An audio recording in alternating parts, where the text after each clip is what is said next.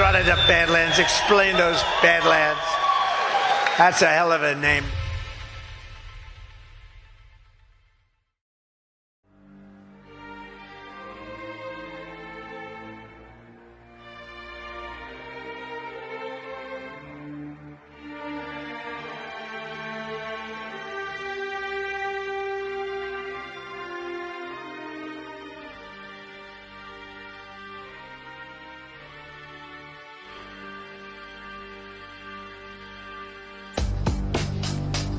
Those puny little ants outnumber us 100 to 1. And if they ever figure that out, there goes our way of life. It's about keeping those ants in line. Greed, for lack of a better word, is good. Greed is right. Greed works. Greed clarifies, cuts through, and captures the essence of the evolutionary spirit. Greed in all of its forms. Greed for life, for money, for love, knowledge, has marked the upward surge of mankind. The sheeple aren't going anywhere. They don't want this sentimentality. They don't want freedom or empowerment. They want to be controlled. They crave the comfort of certainty.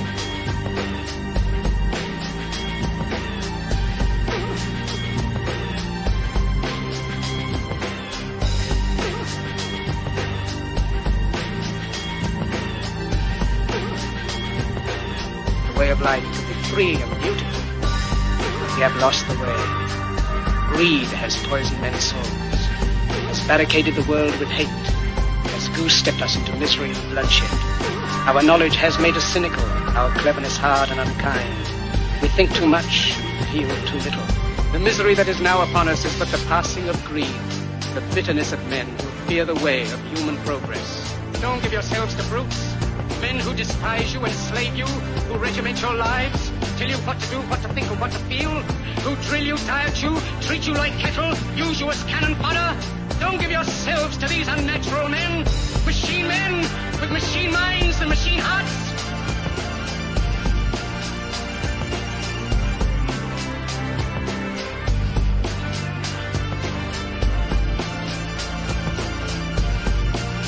Let me tell you why you're here. You're here because you know something. What you know you can't explain, but you feel it.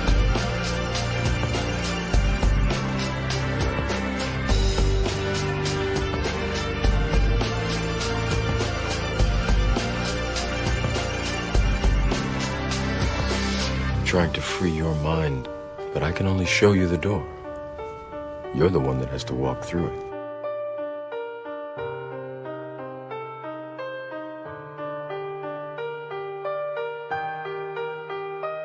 You have to let it all go. Fear, doubt, and disbelief. Free your mind.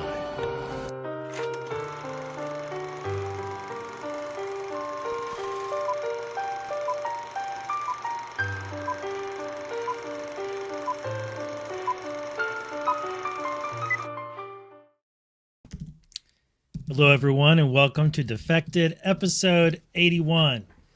It has been another insane week, and Burning Bright and I are here to not even try to make sense of it all. We're not going to pretend that we can do that.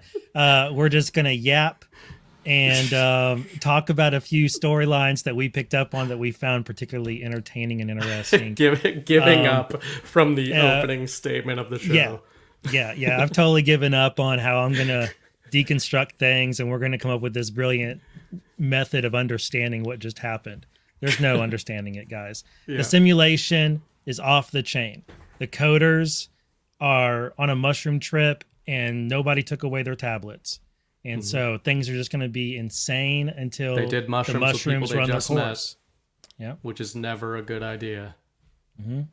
Always do them with people you know and trust. Yeah. And who don't freak out.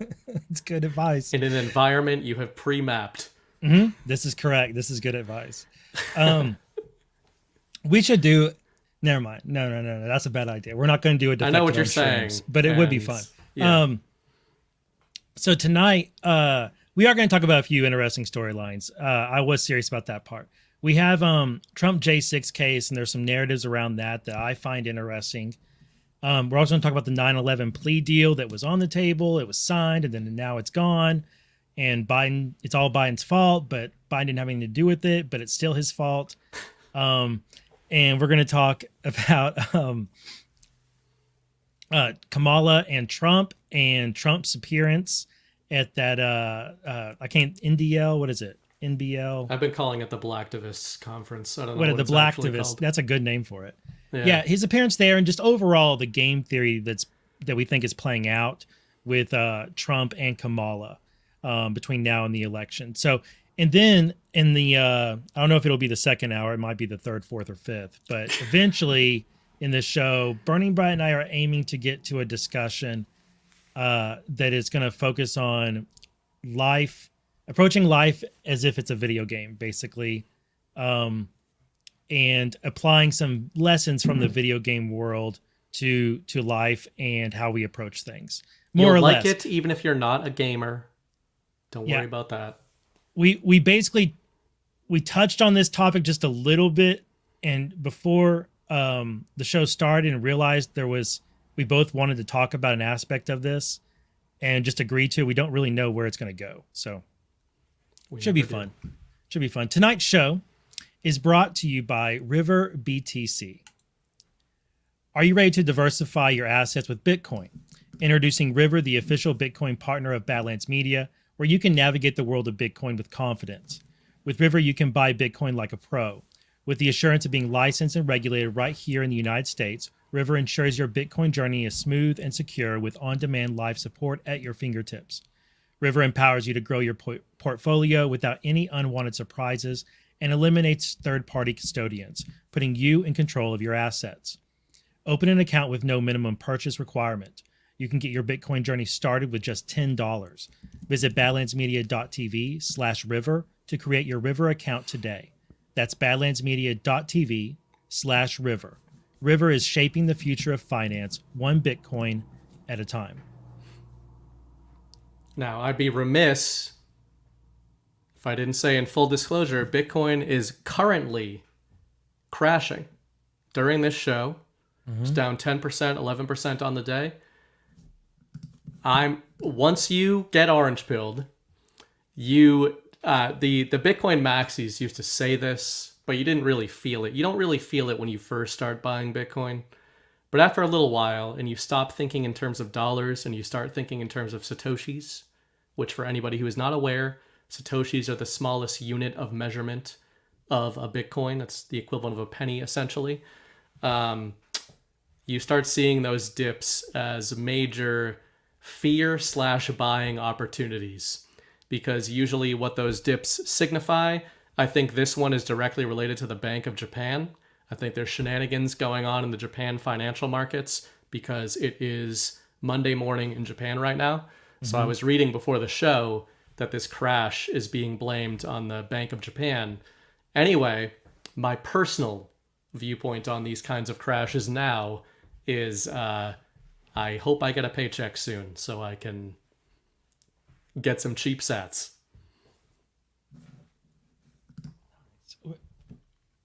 I thought I saw something about Japan. Is that what's going on with the bank? Do you know what's going on? Like, I don't. Let me see. I just had this pulled up. Massive sell order unleashed by a time-triggered algorithm. So there's big institutional investors apparently selling right now ahead of the Japanese Open, where a bloodbath is expected to take place. This is Zero Hedge saying this. Okay. So, Japan's the start of the trading day internationally. That's correct. I don't know the mechanism for why they are saying this is happening. The liquidation panic, this is Zero Hedge. The liquidation panic has been boosted by 3 factors. 1, Friday's crash in U.S. stocks, the rout expected in Japan when stocks open for trading on Monday as they catch down to Friday's plunge in the USD to Japanese yen. So that's one thing. Fears of an imminent restart of the theatrical war between Israel and Iran. Okay. So, this is something that I've even been confused by during my short time in the Bitcoin space, is that, ostensibly you would think Bitcoin is a hedge against international or global uncertainty. And yet, as many assets do, it seems to follow stocks early on into global uncertainty. And a lot of Bitcoin maximalists will admit that. But often when we see a crash in Bitcoin, we then see a spike off that crash, because people who understand, the cliche in the Bitcoin world is that if you understand Bitcoin, or if you think you understand Bitcoin, when you see a crash like this, you start checking the couch cushions. So that's why these crashes tend not to last long, but who knows? Can't predict this stuff. I'm just in it for first principles. And that's my personal investing, kind of how I'm trying to wire my investing mind, is first principles. Do I actually believe in the underlying thing I'm investing in? Or am I just following some kind of trend or what somebody told me? And if you don't believe in the underlying thing you're investing in, you should just stay out of it. Mm-hmm. If you feel like you do, you should dip your toes in. That makes sense. But anyway, Iran threatening Israel. We got a lot of stuff. I'm sure this week coming up is going to be as crazy as all the other ones are, which is why we're now talking about video games instead. Well, not quite yet. The first thing we need to talk about is Trump's January 6th case, and which is the election interference case. It's gone back to Judge Chutkin, or Chutkin, however you want to say her name.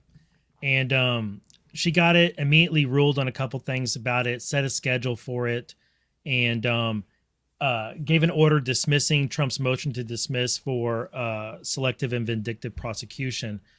But I don't want to get into details on it. I'll get into details on it on my own show. But for the purposes of Defected, the narrative here I find interesting, because I was looking at what's going on with this case today and reading the latest filings, and I was thinking that a lot of Americans, it's probably hitting them a little bit, like they might be shocked a little bit or have some dissonance because of this case in D.C. suddenly being active again, when just a month ago, SCOTUS had, or a little over a month ago, SCOTUS had ruled that Trump had presidential immunity. And it doesn't matter really that the details of that are that they ruled he had presidential immunity for official acts, and then SCOTUS kicked it down to the lower court for them to rule on what are official acts, and then to apply the immunity where it should be applied, right? So this is always going to happen. This wasn't unexpected. But I think for the normie mind who's just peripherally consuming news, reading headlines, and for a little while was like, oh, wow, SCOTUS sided with Trump in this deal. Big win for Trump. He got immunity. It probably settled into their mind the narrative that Trump had beat Jack Smith. And even if they heard at that time, it's going to have to go back to a lower court. There's going to be some more proceedings. Still, in their mind, the story was what? Trump went to SCOTUS in regards to Jack Smith and the special counsel Jack Smith in these cases, and Trump won. That was the story. Trump won at SCOTUS. And then what happened, 2 weeks later, Judge Cannon dismisses the Dox case, right? So that just shores up that narrative in people's heads that, oh, Trump went to SCOTUS, he beat Jack Smith, SCOTUS sided with him, then the Dox case got dismissed. Oh yeah, it's because SCOTUS sided with Trump. But now, here's this DC judge that has this case again, and she's scheduling hearings, and she's denying Trump's team's motions to dismiss, and she's telling Jack Smith to make new filings to tell her what are official acts, and so it just furthers the narrative that Trump has preached the entire time he's been running since 2015, 2016, that the deep state is after him. The establishment is after him. They're never going to stop. They can't let him get back into office. And even though he's just got shot at and he got immunity and all of these things and the Dox case got thrown out, here's a wicked DC judge out of the swamp pulling him into court, probably going to put a gag order on him, probably going to have him be on trial going right up to November 5th. So y'all remember that since these investigations came out, since Special Counsel Smith was appointed, Bibi and I have said that the cases and the trials are part of Trump's campaign. He turns these into his campaign. Well, after SCOTUS, it seemed like that was kind of over. It's like, all right, we rode that for a while, and that was great.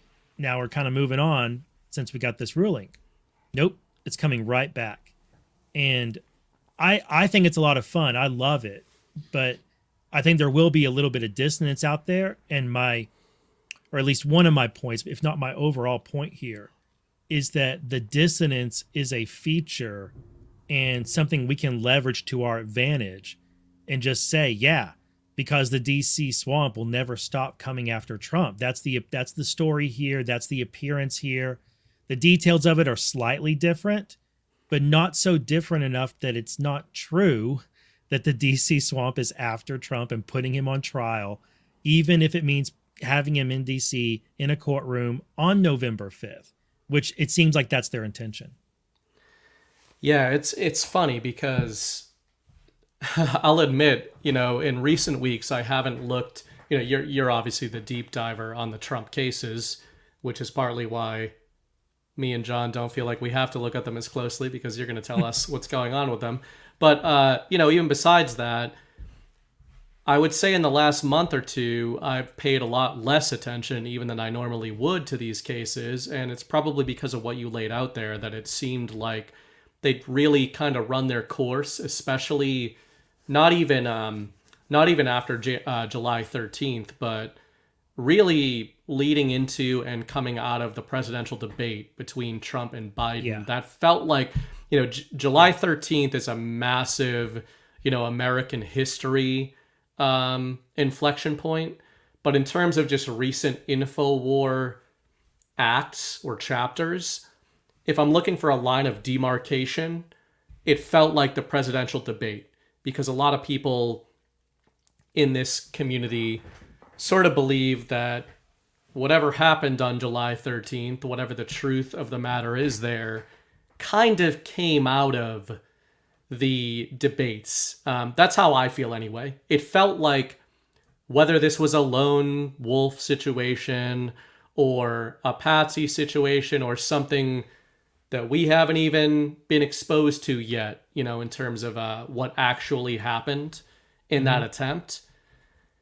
The attempt felt like a reaction by the establishment that was reacting to the aftermath of that debate. Before the debate, the system was kind of putting on a brave face about Joe Biden.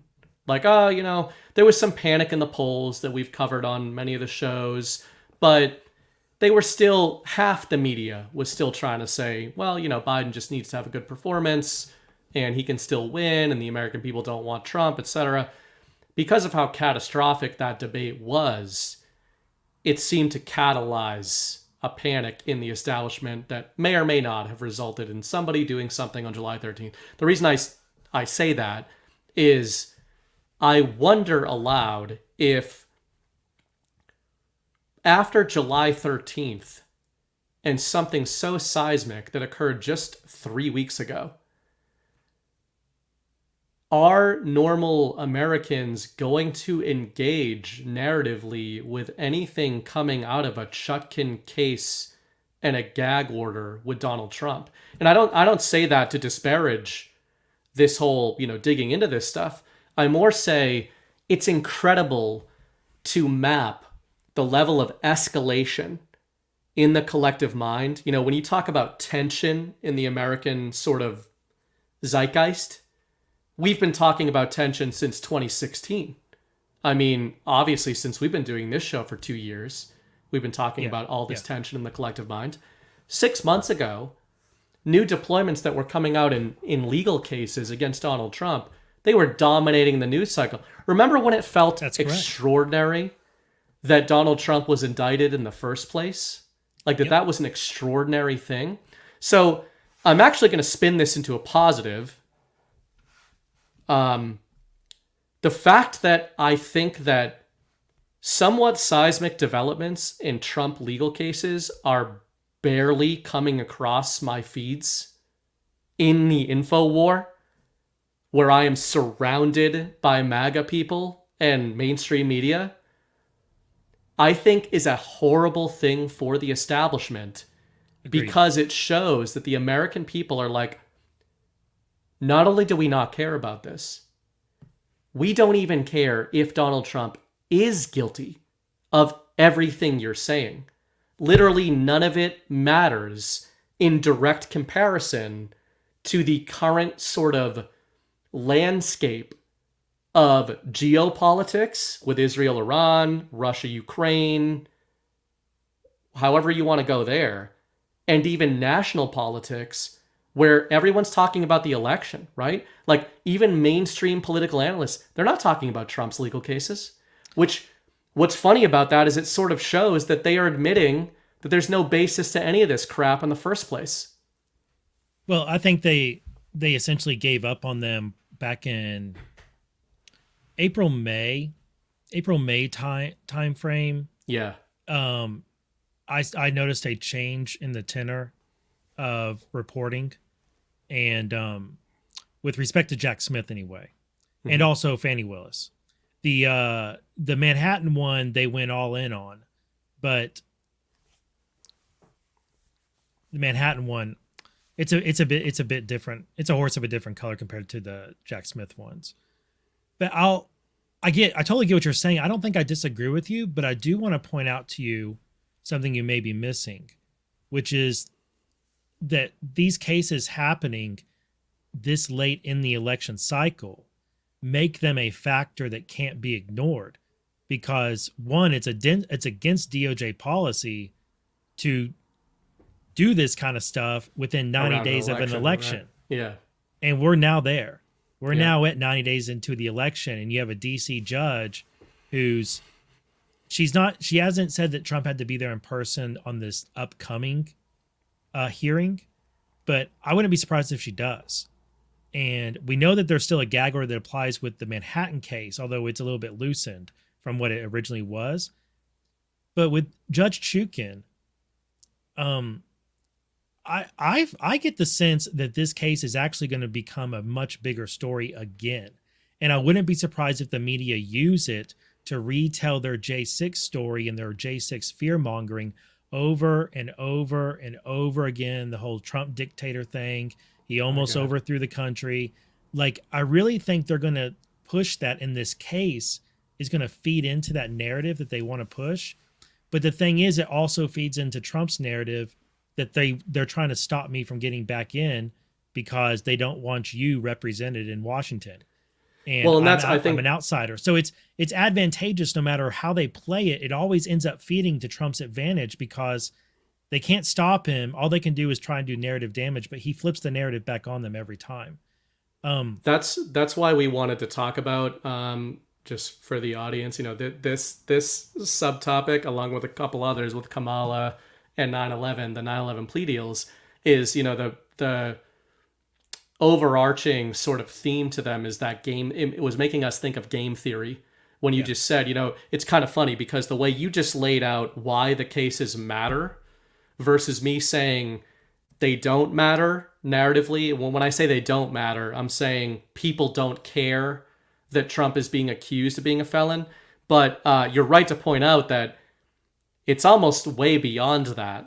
People have gone all the way past not caring whether or not Trump is a felon to caring that he is being attacked in this lawfare campaign.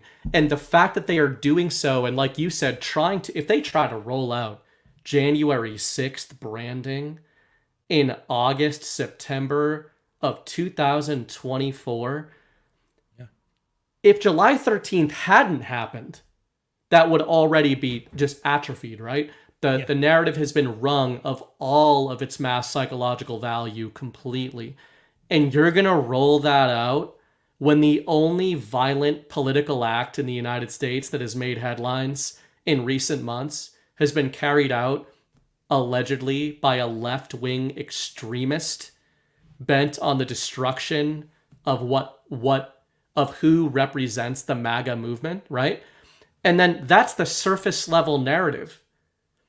If you're even a normie at this stage, you've probably done a little bit of thinking on what was actually going on July 13th and who else might have been not so happy that Donald Trump was ahead in every single poll. And I know people in this community got annoyed, and I understand why, where about a week ago, Joe Rogan went pretty viral for going on a rant about Kamala Harris and saying like, oh, suddenly she's going to win because the media cycle changes. But I don't think that's a good thing for the establishment. The fact that you've got the most prominent podcaster in the world, literally the most viewed broadcast in digital media in the world, talking about how it's completely laughable that the media is just pivoting into all the stuff we've been saying for 4 years. Forget all of it. We are now pivoting to storyline C. Storyline C is what the story is. So any of this, the Chutkan case, J6 being brought back into the narrative, I think ironically we're both saying the same thing from opposite directions, which is that it is impactful that this is happening, but to your point, it's going to backfire and boomerang on them even with normies, because normies are sitting there going, you're actually going to trot out a J6 narrative on me again when we just watched this motherfucker get shot at a rally in July, and you're going to trot out MAGA extremism as your platform again and racism, which we'll get to. Like, it Trump feels like reruns in the most cartoonish, absurd way imaginable. And I think these reruns are actually starting to hit normies in a sort of annoying way that maybe in the past we've been surprised that these things haven't hit normies yet. It's like a look how desperate you are kind of thing. Yeah. Where it's like, it just look like to anybody who's like just surface level aware of the situation, it just looks so incredibly desperate, even though it's exactly what's supposed to be happening right now in accordance with SCOTUS's ruling. Mm-hmm. But that doesn't really matter because most people are going to miss that, or at least a lot of people will anyway. Now, the next topic that is kind of similar here, there was a big storyline this week, is the 9/11 plea deals. So the plea deals were offered to, there's 5 9/11 defendants left there. One of them is been ruled medically insane and can't stand trial. Another one severed his case and is going to stand trial all alone. And he's quite fascinating, and I found some interesting stuff about him. But the other 3, they got a plea deal. The really interesting thing about this is that if you dig on it just a little bit, you find out that the way that this all got opened up to where there might be a plea deal was because of somebody that Trump appointed to oversee, or at least the Trump admin appointed to oversee the plea deals, and said a plea deal that took the a death penalty off the table that would be considered. And then Biden comes in, the Biden admin appoints a new person to oversee this. A year after she takes the job, more or less, she ends up approving this plea deal. The Biden White House got this plea deal. They were informed of this plea deal and asked for their input on it. That request sat with them for a year and a half, for 18 months, and they never said anything. So it's literally true that the Biden admin had nothing to do with this plea deal. They didn't, and I'm just talking generally and in the narrative war, okay? They didn't have anything to do with this plea deal. They didn't tell the person they put in charge, get the plea deal. It didn't open up. The negotiations opened up for a plea deal under Trump. They just inherited something that was ongoing. Biden admin put in a new person to continue it. They continue what was already started under Trump. Biden admin gets a chance to give input on it, stays silent for a year and a half. The process completes. Plea deal is signed. And get this, it's not announced by the Biden admin. It's not announced by the prosecutors. It's announced by the 9/11 families because they got noticed of it in a letter and they're ticked. And so they get the narrative, like, I don't know what the like starting point, like they get to be on first base or something. Like they get the initiative and the opening here to announce to the world that this crooked plea deal has been done and set the tone for everybody else to report it as a big mistake. Boom, Biden admin takes all this heat, right? And then the Biden admin's like, we didn't have anything to do with this. We didn't have anything to do with this, right? And they're like, and so like, that's not a defense though. Yeah, because that's not good. So like the Biden admin is like, we didn't do this. We have anything to do with it. And people are like, what? You mean you didn't even have any say in it? You didn't try and stop it? You did nothing? That's even worse. And then Lloyd Austin comes in, and Lloyd Austin is like, all right, I'm just going to step in and kill this deal because it's so bad for the Biden admin, but Joe is old and asleep after eating too much ice cream. So I, Lloyd Austin, am going to kill it on my own. That just makes Biden look that much more weak because Kamala's campaigning and the media are building her up. Biden's out at the beach, and his defense secretary, who was famously AWOL not too long ago, suddenly decides to show up for work and do a thing. And he does a thing that the American people wanted, which was kill this plea deal. But in doing so, he made the Biden admin was embarrassed like 3 times over, like within 48 hours over this one thing, and they had nothing to do with it. Yeah, and John has been, I know that, you know, if anybody watched The Power, I saw the beginning and the end of the Power Hour last night, but I know he talked about it with Patrick. He's been digging on this quite a bit. So obviously it gets the devolution jimmies rustling, you know, in terms of this is what's so great about this specific storyline. It's got the actuals on an actual level. It gets you thinking about devolution, who is making what decisions is the DOJ making versus the Department of Defense. These decisions all seem to be coming out of the Department of Defense because it's military related. When you look into the people, I'd written a bright brief yesterday about this whole storyline from a narrative perspective, but you went from basically a Trump DOD official to a Biden DOD official, and she's the one who passed this, who approved these plea deals. Then you had Austin nixing it. But I had said, you know, it's interesting. The Raytheon puppet, the military industrial complex, mask and shield wearing triple vax. Yeah, he's the one who had the balls to stand up and be like, this isn't right. I'm going to go ahead and end this right now. Well, what's amazing, too, is that you can look at, I mean, it's just a few headlines in recent days, but, you know, like I'm a big fan of convergence when I see seemingly disparate theaters in the info war colliding or orbiting similar things. I zero in on those. And Lloyd Austin is one that's been happening with in my mind.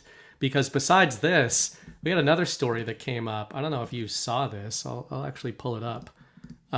We had something coming out of Ukraine. The original reporting here was Bloomberg. So let me share this. Okay, Ukraine's allies are worried about the power of Zelensky's top aide. So this is Andrei Yermak. He's the chief of staff for Zelensky. Looks like a swell fellow here. But it's a whole editorial here going into this. But, you know, the Lloyd Austin thing, you find the quote. His quote from Bloomberg. His social media profile is replete with one-on-one images of Yermak with Pope Francis, French President Emmanuel Macron, and others, often with his boss, meaning Zelensky, nowhere in sight. A June 7th post on his Telegram channel showed Yermak shaking hands with U.S. President Joe Biden, while Zelensky nearby greeted Secretary of Defense Lloyd Austin, a protocol reversal that triggered wry commentary in Kiev. There's a few more references like that, but combined with, like, coming off the heels of this 9/11 plea deal stuff, where if I stop playing the white hat, black hat game for a bit and just look at what are the net effects of what Lloyd Austin did, just him. He stopped a plea deal that most of us would not agree with. Because, and so here's something that I think you mentioned this on Wednesday night, but I think this is important to get across to people who maybe don't get why the plea deal is such a big deal. Because I saw some people saying, well, if they get life in prison, like, what does it really matter?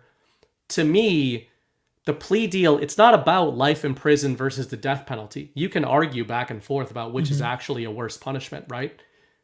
It's about a plea deal means no trial. It means no tribunal. It means no new information gets introduced to the public record. Yeah, the 9/11 family complaint was no disclosure of Saudi involvement. That's what I want to get across. The 9/11 families are not angry that the supposed masterminds behind 9/11 are going to have life in prison. Most of them don't really care if they get killed or have life in prison. What they want to know is who actually planned 9/11. Because even the 9/11 families, I would say especially the 9/11 families, do not believe that these men were the masterminds behind 9/11. So now who just gave the 9/11 families hope for that disclosure? Lloyd Austin. And, you can look at that and say, it works. Again, this is the game theory that ties these topics together. You can say the Biden admin, the Biden regime was forced into this position, and Lloyd Austin was in a horrible narrative pincer. It blew up. It became a huge controversy. He had to intervene, right? Or you can try to check your underlying premises about Lloyd Austin and who he is and what he's doing and why he would reverse something like this and why he's meeting with Zelensky while Zelensky's handler is meeting with regime puppets in France and in England and in the US while Lloyd Austin is meeting with Zelensky. I don't know. I don't have a firm opinion on what color hat Lloyd Austin is wearing, but the fact that you can play these kind of games and go back and forth on this demonstrates that to the normie, the Biden regime got caught with its pants down on one of the most seismic narratives, coming out of the current century, really. All right. Well, let me kick that back at you.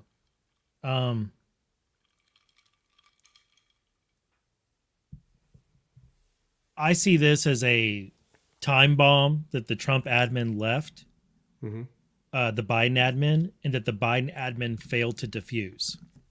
Okay. Now, why did they fail to defuse it? It seems like they could have appointed someone and given that person instructions to terminate plea deal negotiations, move forward with trial. But they didn't do that. They were asked for input on it. It sat with them for a year and a half. They said nothing. Why? And then at this moment, suddenly Lloyd Austin fires the person, Susan Escalier, I think, and terminates the plea deal after the bomb has gone off. 3-4 days after the bomb goes off, right? Yeah. Got all its narrative damage out. Yeah. Okay. Is this a situation where it's a chain of command thing where they actually did not have input into this because there's some law of war manual type thing going on with Gitmo because we're in some sort of continuity of government situation? And so the Biden admin literally did not have the ability to say anything. So it can be true that a request was made, but the Biden admin's like, actually, we can't give any input on this. Right. Or they're like, but then how would they be able to reverse the plea deal? So they couldn't. So again, it's still a bomb. It's still a bomb that was a timed bomb set by the Trump admin. Time to go off about now. And and DefSec Austin coming in and doing what he did. I mean, maybe that means he does have some authority because he appointed her in the first place. Well, that's what confuses me. That's why I started going down the Lloyd Austin rabbit hole, because you can say, well, I like the time bomb idea. You run into some friction there when you get to Austin making a move. Because you go, okay, so if it's a time bomb in terms of the Trump admin left this grenade and it went off, narrative, actual grenade, however you want to frame it, then the Biden regime comes in and they defuse it, even though it's been effective in the narrative. Well, if they were able to leave this grenade due to continuity of government operations, then what would give Lloyd Austin the ability to defuse that grenade now? That's what you start to wonder about, which you could take that either way. You could say, does that mean that Lloyd Austin's decree doesn't hold? Or it would seem like the interest, if you believe Austin to be who he's popularly portrayed to be in our neck of the woods, you would think that the military industrial complex and the people he's hoping to get cushy jobs with post Biden admin would be interested in him doing the opposite and actually leaving the plea deal alone, right? Right, because it already did all the damage it was going to do. They wouldn't want him to kill it. Yeah.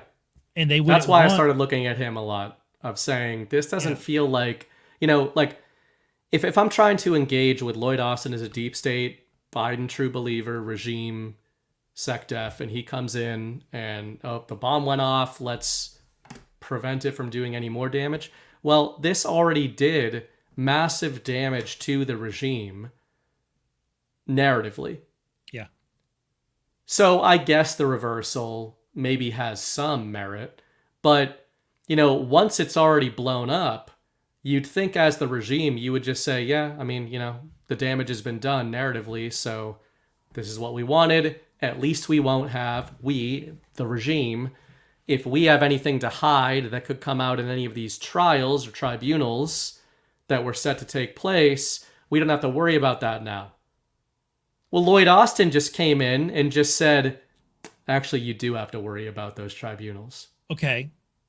Bingo. On that note, who would it be in the Biden and in Lloyd Austin's circle of friends? Who would it be in their interest to put pressure on with those trials? I think it would be the Saudis. So I think if I'm constructing a view that says, nope, it's not COG, and it's not Lloyd Austin being a white hat, or Lloyd Austin just doing the right thing in the moment, it's that the Biden admin actually has an interest in doing damage to the Saudis. So they actually want the trial to go ahead because they want damaging information to come out against the Saudis, or at least they want the threat because they want to negotiate with the Saudis right now and leverage them against Israel to get Israel to back down. See what I'm saying? Could see that. See what I'm saying? Yeah, like, if I'm trying to construct an alternative that is just who benefits, well, right now the Saudis and the Biden admin don't get along too well, right? Right. So I could picture a scenario where they're like, actually, it's nice to have this threat, this leverage over the Saudis. Now, I actually think MBS is well prepared for this stuff to come out. That's what I was going to get to. I don't think it's that. Yeah, I don't think it's actually that good of a threat, but I could see how they could construct that view. Yeah, it's a good thing to consider because if you've gone into any 9/11 rabbit holes, the way I try to conceptualize any of these massive terrorist attacks that kind of change a whole zeitgeist, there's all the people involved in putting something like that together, the terrorist attacks of 9/11. But there's a starting point, right? Like there's and I'm not saying a person, but an entity. There is an entity that is like, we should do this. And then September 11th, 2001 happens. There was involvement by these guys who were in Guantanamo Bay. There was involvement by NORAD officials. There was involvement by people at the Pentagon.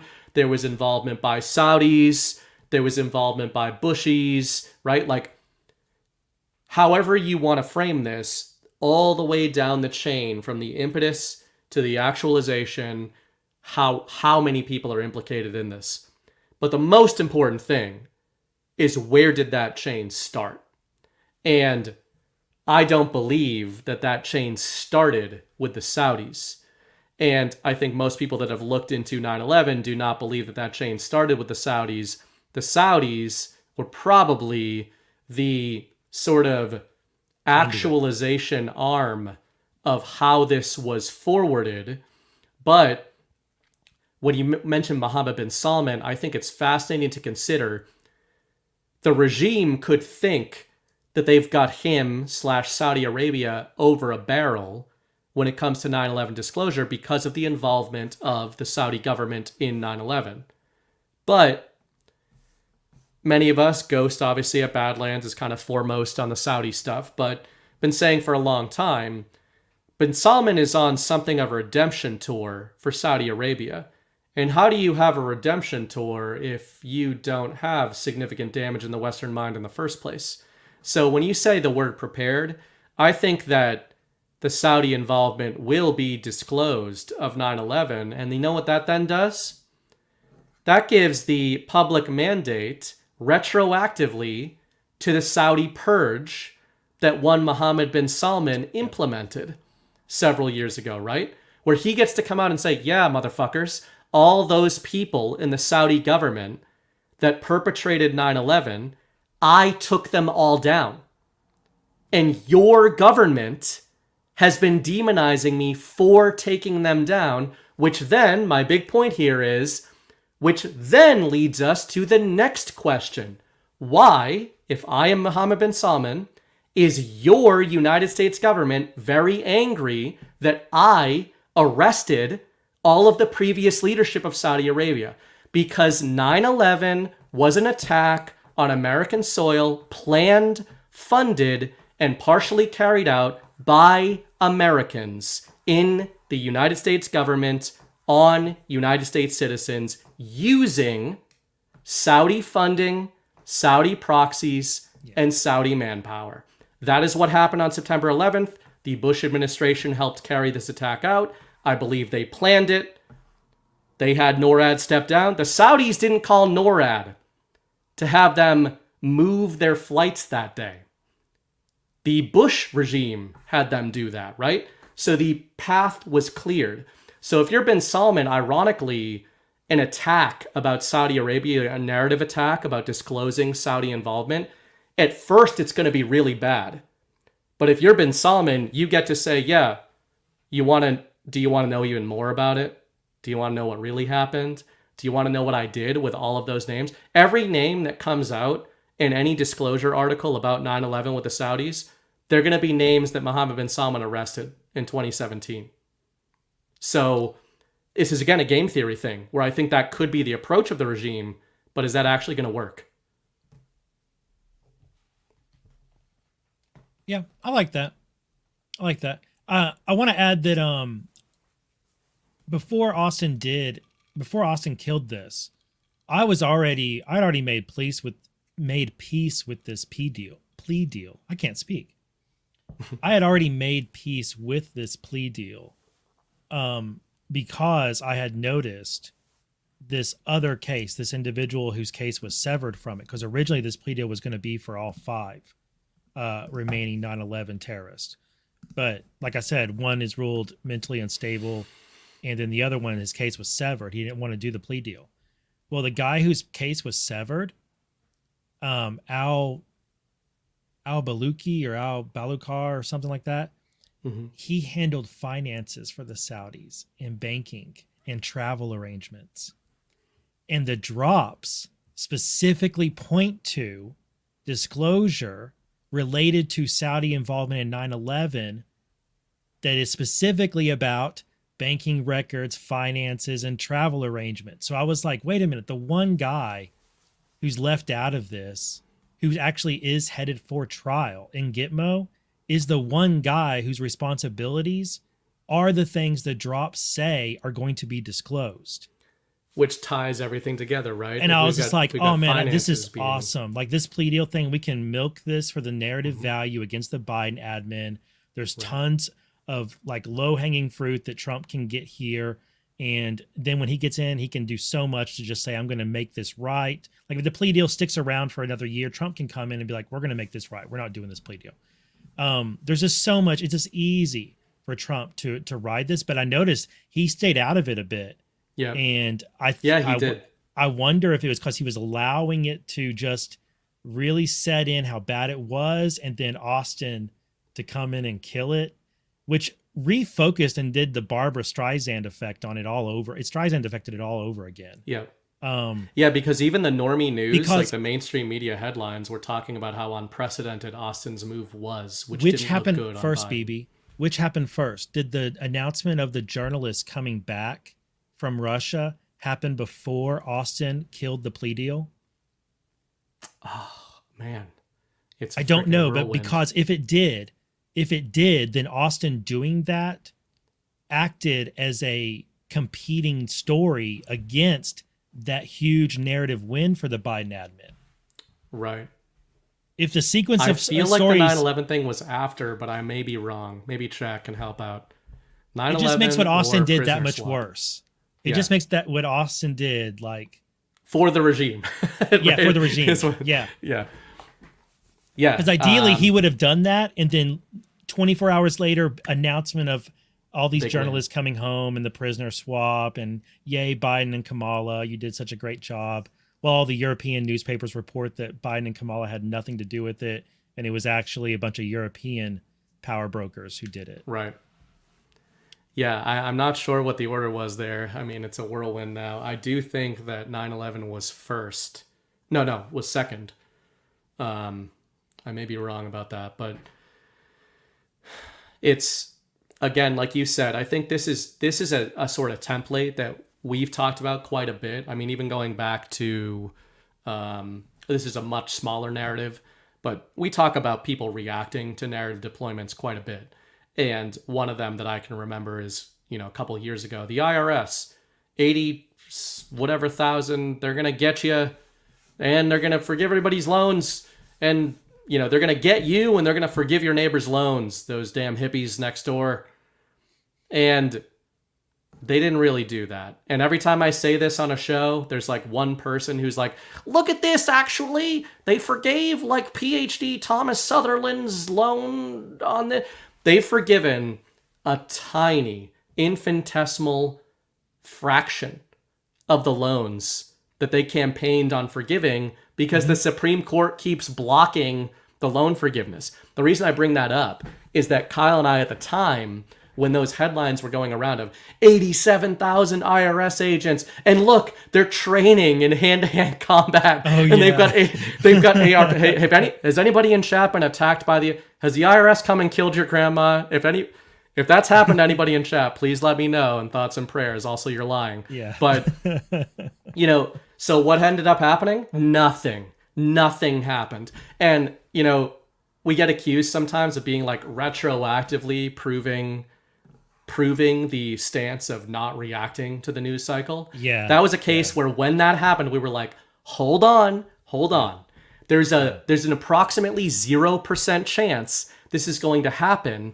But the reason we were saying it was a good thing is because the narrative value, the narrative damage that whole deployment visited on the Biden regime was catastrophic to normal Americans who were like, I either have student loans and I'm not going to be forgiven, or I paid them off, or I never took them out in the first place, and you're subsidizing all this crap. So it was horrible narrative damage to the Biden regime and the IRS. The actual damage didn't occur, literally didn't occur, because Trump's Supreme Court blocked it. And that's the same thing going on, like you mentioned with the 9/11 thing.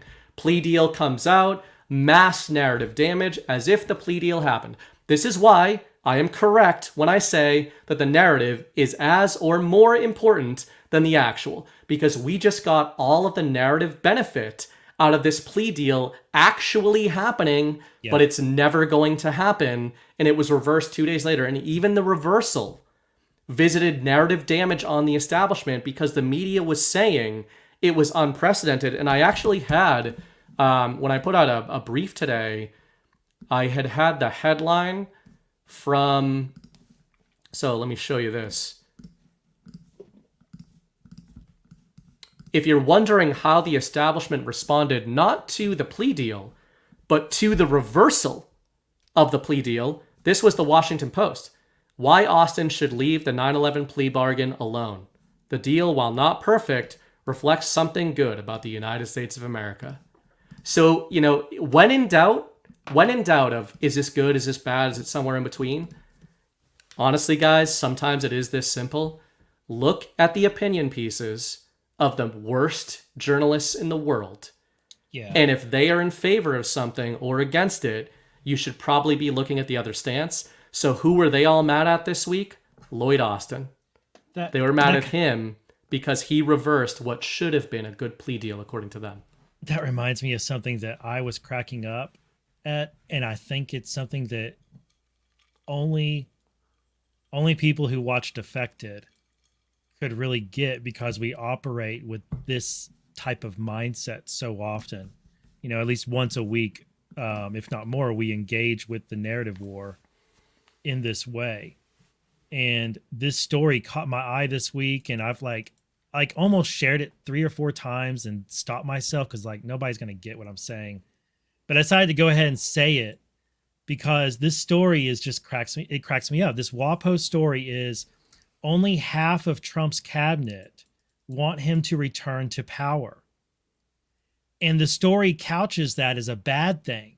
Like, look how terrible it is that only half of Trump's cabinet support his reelection bid. And I just found that hilarious that people were saying that as if it's a bad thing.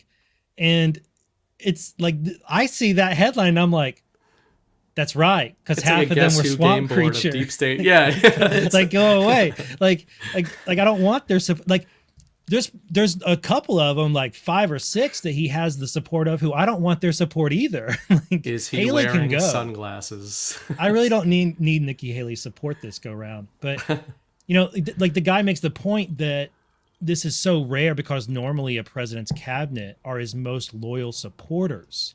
Yeah, we don't want normal. And like, no, you guys don't get it. Like, you're actually explaining what makes Trump so good. Yeah, he drained the swamp, he doesn't including sell his his cabinet positions. He doesn't reward his cabinet members with these massively lucrative deals in exchange for loyalty. He put them to work. Yep. And anyway, it just cracks me up because it's one of those things where once you see it, yeah, you can't unsee it. And you look at their complaints about the way things are going, and you're like, you think you're attacking Trump, but you're actually giving him applause right now. You're making him more attractive, in my view. Yeah. And this is all happening, to your point there about Trump's cabinet. You know, there's turnover that we like to see, but this is being juxtaposed directly against the, you know, Seymour Hersh and on down the chain reporting of the total opposite occurring on the other side of the aisle. Yeah. So yeah. I often say that I try to look at most narratives from our perspective, and then from the most baseline normie, even lefty. I often try to think like them. And I remember what it felt like to be one of them. So when you look at these narratives, I try to think that way and think, okay, which ones are kind of for us, and which ones maybe are actually trying to make some headway in the centrist lefty mind space. And, you know, the Biden regime and the Clinton regime, the establishment regime, reportedly making phone calls to the Bidens to politically threaten them, at the very least, politically threaten them, which is what Seymour Hersh reported directly, that the Biden campaign and family received political threats by Obama directly, saying, if you don't step down, we're going to 25th you. Kamala has the manpower, she has the votes to 25th you. This came out last week. Yep. Now, you don't have to think that that's true or not, but the mainstream talking point, even among the left, is that the leftist establishment came to the rescue of the American people by deciding for them who should actually be in that position right now to challenge Trump. And that's not a good thing for them, right? I'm not even talking about Kamala Harris or Joe Biden. I'm saying, as we mentioned offhand, you know, we just did a little blitz on it, I think on Wednesday night. Black Lives Matter put out a scathing op-ed about the Democratic Party selecting the candidate without following a democratic process. And I know this sounds really reductive for people that are kind of higher level in this audience, but the Democratic Party named itself and publicly brands itself about fighting for democracy and combating threats to democracy. And they are not engaging in democracy this summer in a very literal obvious manner, even to lefties. So before you even get to the viability or lack thereof of Kamala Harris as a political candidate, she shouldn't be there. She's there right now because very wealthy, powerful Democrats threatened the current Democrat establishment to put her in that position. And that is a normie talking point right now. Something I was noticing to this point, they swapped in Kamala, and the first polls that have come out, post Biden dropping out, post Kamala being put in, polls that are likely voters, and it's a full 7 days or 10 days of Kamala as the front runner. Those polls show virtually no gain whatsoever versus Biden as a candidate. Yeah. So they got rid of Biden. They put Kamala in because they said Biden couldn't win. He wasn't the right candidate. He's too old. He has these issues, whatever. They put Kamala in, and it's not an improvement whatsoever, according to the polls. Now, think about this.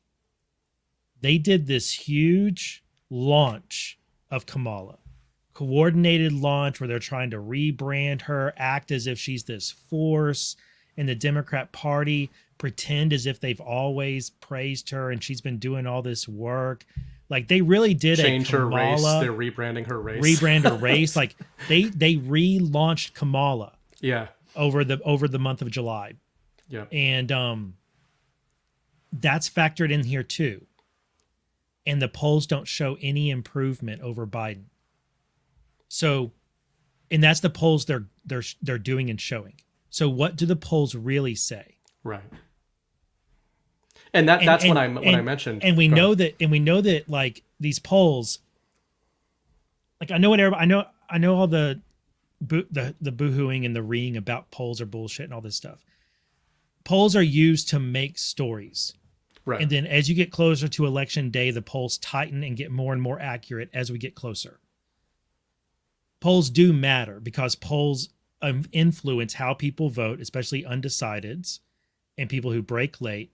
And polls decide where candidates spend money. They influence where candidates put their efforts in order to win more votes.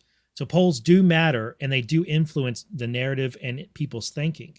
And so media use the polls to try and program their audiences with a certain impression of the election, right? So in 2020, they made sure that people were told Biden was leading Trump, right? Like they were always, Biden's going to win. He's leading Trump here, here, and here. And we were always like, that's bullshit. And we had lots of reasons to say it was bullshit. And it was, to a large extent anyway. You would think that with them relaunching Kamala and rebranding her and everything, they would make sure the polls showed her leading Trump. You would think that they would do whatever was necessary to make sure that it looked like a great decision to swap Kamala out. But the polls don't reflect that. Their headlines are saying that, but the underlying polls are not. But the polls aren't. Yeah. And so I'm looking at that and I'm just like, are they setting up a replacement with that? Because Kamala's candidacy does not feel permanent. No. I know they did their roll call vote. I know that she's officially the candidate now, but does anybody feel like Kamala is the person that they're going to November with? It doesn't feel that way. No. And maybe we're just temporary. A bit loony, but it feels temporary.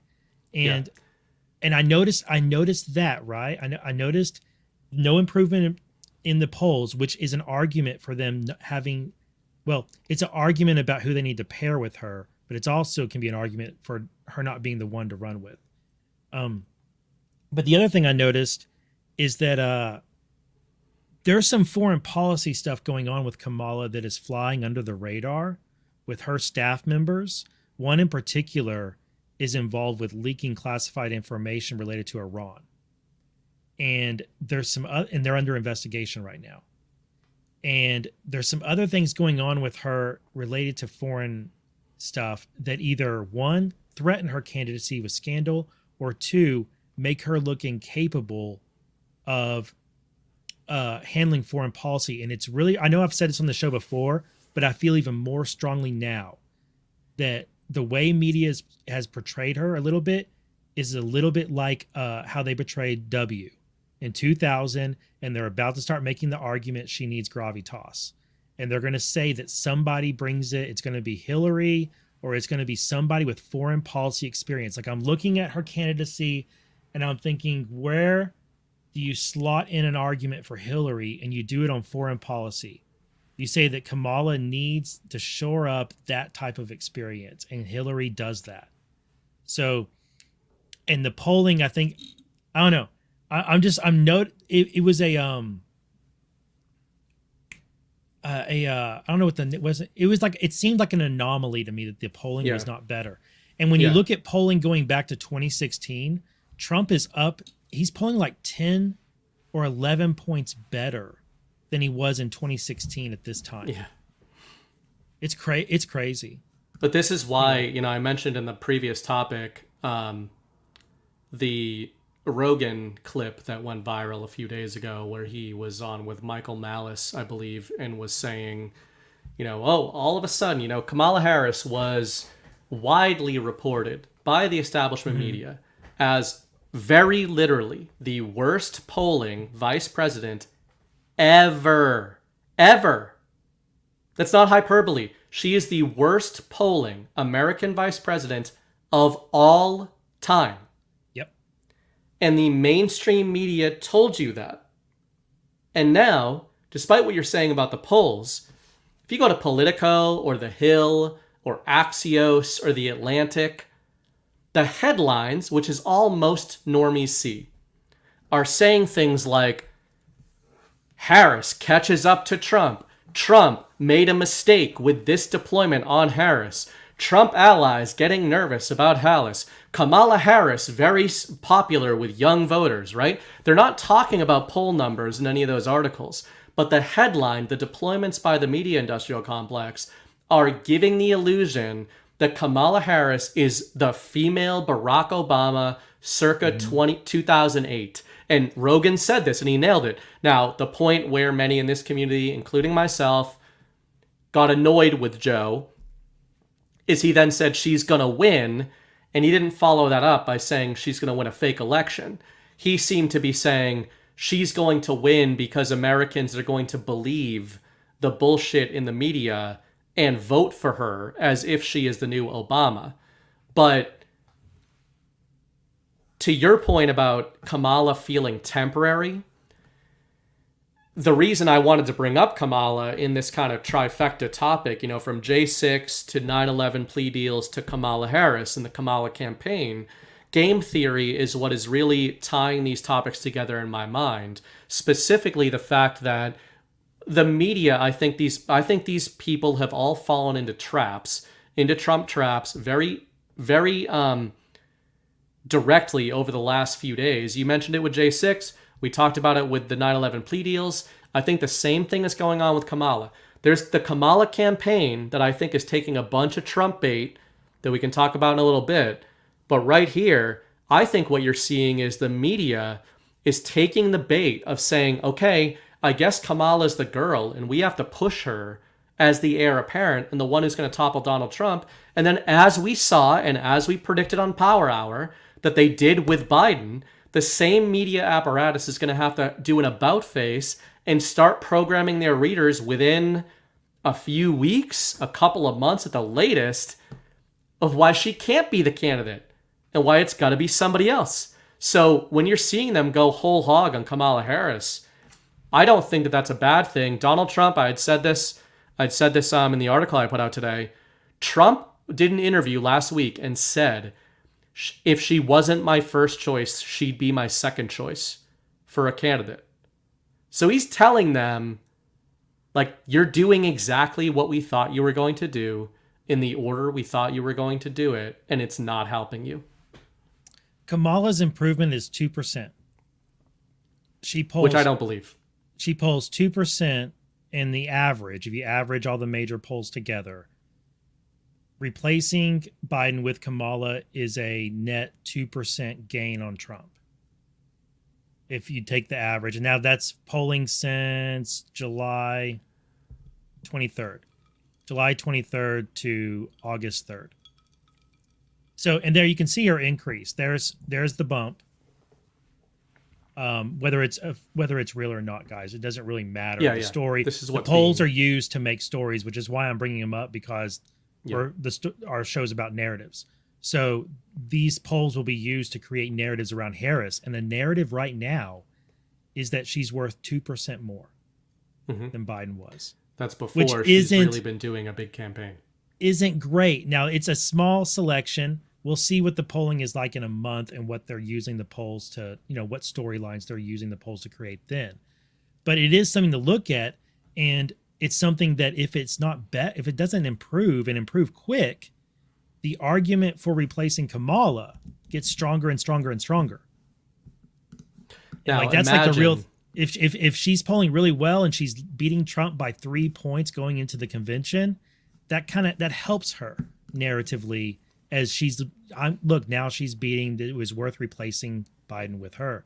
But if she's not able to do that, then it just looks bad for the Dems, and it's gonna feed into the chaos on their side, which we like. Yeah, and the reason that I think this is such a great example of game theory from Trump and Trump's side of the equation, taking aside Patriot control, let's just look at this as independently acting, earnest campaigns. The Trump campaign versus the Harris campaign and the media that's defending her.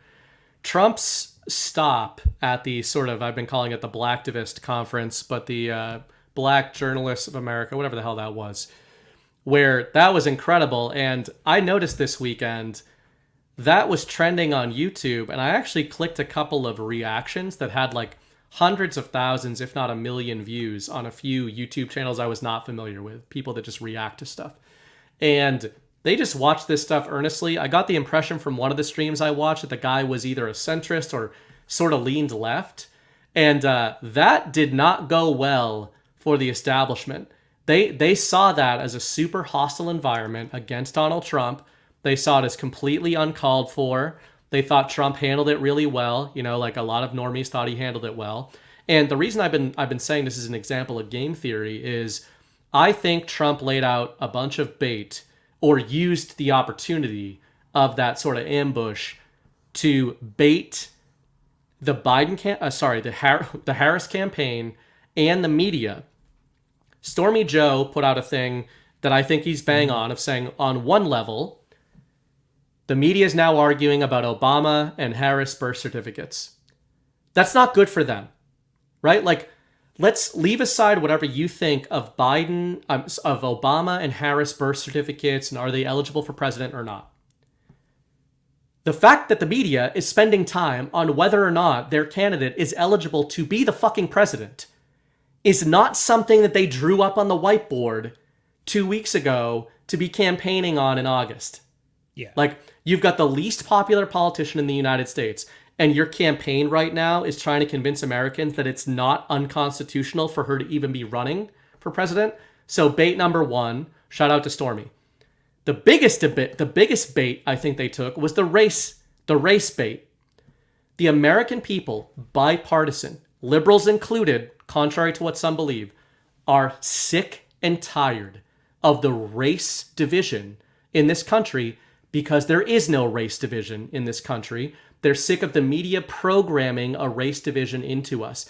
And even, we've talked about this months ago, Democrat strategists were warning the Biden administration to back off of the racist rhetoric about Donald Trump and MAGA, because they said it was backfiring among centrist and Democrat voters. My parents, that I bring up on the show all the time, are JFK Democrats. They have never voted for a Republican. They roll their eyes and change the channel if they get a hint of woke bullshit. They wanted to go see Deadpool, and they are not comic book fans or Deadpool fans or anything, because they heard it ridicules woke culture. Democrats, boomer Democrats, they're sick of it. They watch Bill Maher sometimes, and he roasts woke Democrats while still roasting Donald Trump. But their whole campaign over the last few days is Donald Trump so racist, right? And the MAGA base is so sick of this shit that none of us are taking the cheese anymore. We're just saying this isn't an argument. It's complete bullshit. And the final point I want to make here of the bait. I think Donald Trump trapped them, the establishment, into committing to 30 days of Kamala by baiting her into that September 4th date, right? And what you're going to see is the entire media burn out all their Kamala fuel and call us all fucking racists again for 30 days and all the shit they did in 2016 and 2020, right? Yeah. And they're going to lead up to a debate on September 4th in which she's going to get destroyed because she can't perform in debates. If she's still the candidate. Yep. And, well, I was going to say, my just dream scenario here, she does debate and then they swap her out.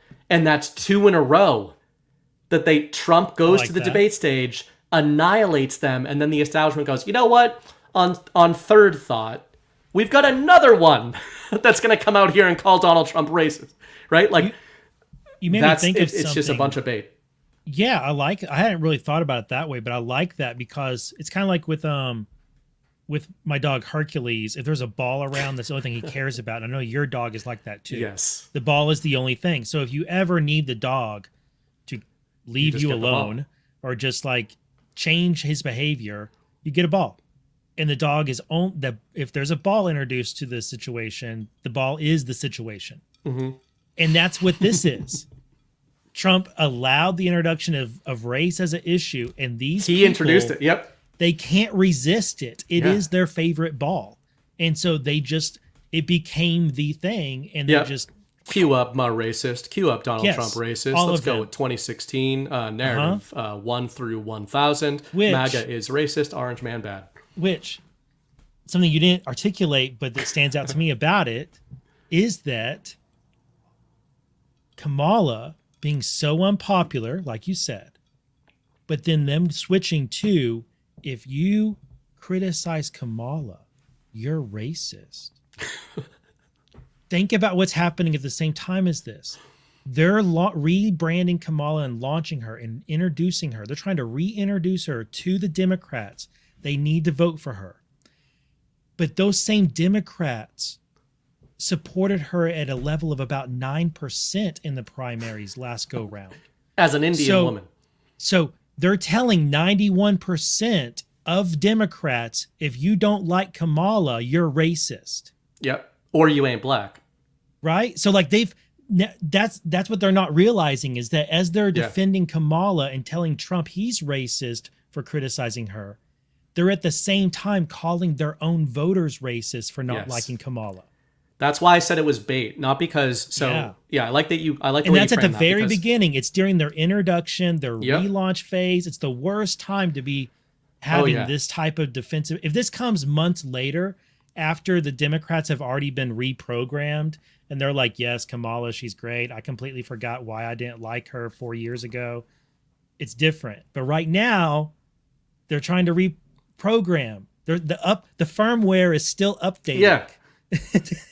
They shut their computer off during a firmware update. That's what happens. That's a great way to think about it. Trump crowdstriked them. Yeah, Trump crowdstriked them. He blue screened them while they were loading up the new programming. It's so true. On Kamala. He was like, "Actually, she's black." And then they were like, "No, she's not." And he said, "Well, okay, well then she's Indian." And they were like, "Well, you're racist. She's actually black." So he completely, and that was the story coming out of that. This is why I always reference the Rorschach scene from Watchmen of, you all don't seem to understand. I'm not trapped in here with you. You're trapped in here with me. When Donald Trump went on that stage with all the blacktivists and they had their like wine mom, like talking points about how racist he was and whatever, they thought they had him trapped.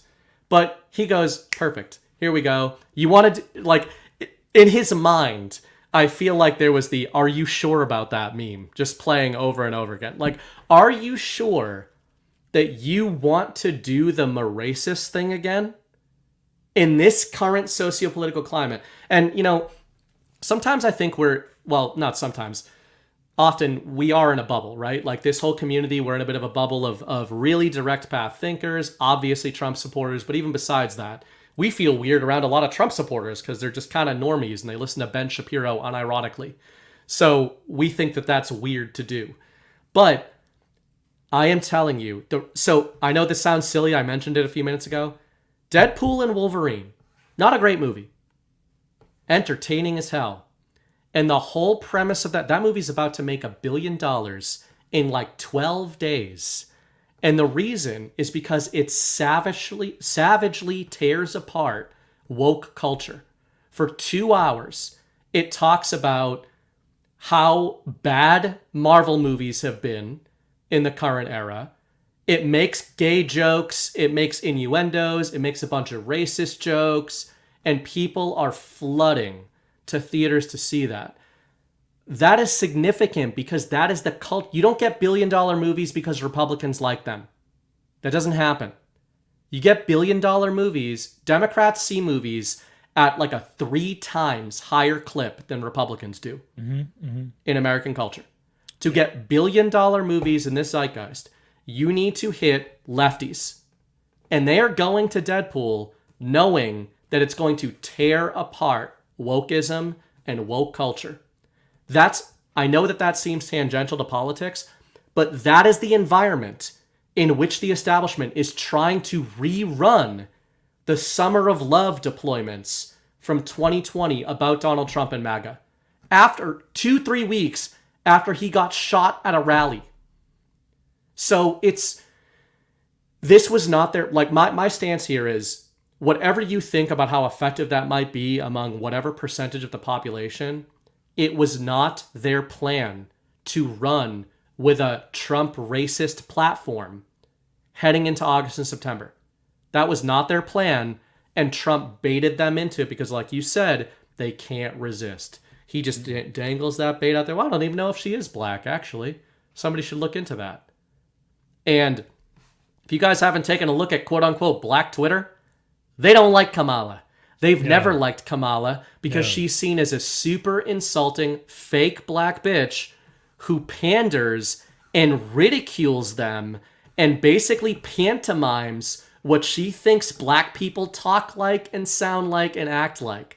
So this is not going to go well for them. The black population, black men were already swinging toward Trump and the establishment was admitting this. I think Kamala, in the next 30 days, she's going to get a contingent of black women to start swinging toward Trump because they do not like her. I wonder how much work Obama is going to do for her because she's been at Obama's hip for a very long time. Yeah. And I don't think most people realize how close her and Obama are. So, and I'd forgotten until recently, and I started looking at some of it again. I'd forgotten how tied together they are. So I kind of wonder how much she's going to be campaigning for him, because I think naturally you would think that Obama would help her campaign. But I also kind of wonder if now, because of stuff going on with Iran, because of Trump's ability to attack Obama, do you really want Obama campaigning with her? I'm not sure. And we've seen Obama kind of hold back from maximum leverage here and there. Publicly.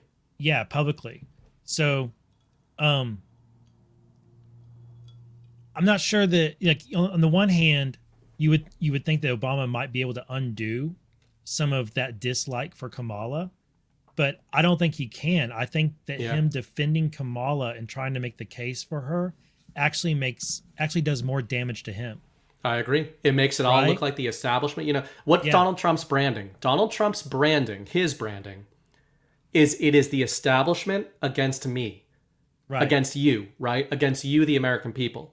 And the establishment has been branding that a conspiracy theory. So to your point, the more public the establishment, the old guard, is about saying Kamala's our girl, stop the orange man, the more they feed into Donald Trump's branding that the entire establishment is out to get us. Mm-hmm. Because they are. They don't want their names out there because their names being out there are not conducive to winning in the current zeitgeist. The establishment has not gone well for the American people in the last decade. I gotta point something out. I want to make sure everybody saw this because I know that most people in our audience, they're pretty open to the speculation of Hillary running, and they always have been open to the speculation of Hillary running. But one of those little indicators, Mr. Truthbomb shared the other day, and I just think it's the kind that you see, and it really fits. It really fits. I don't know if you saw this, BB. But Mr. Truthbomb, excellent account. He shared this, and he pointed out, look at Hillary's tour dates that are coming up.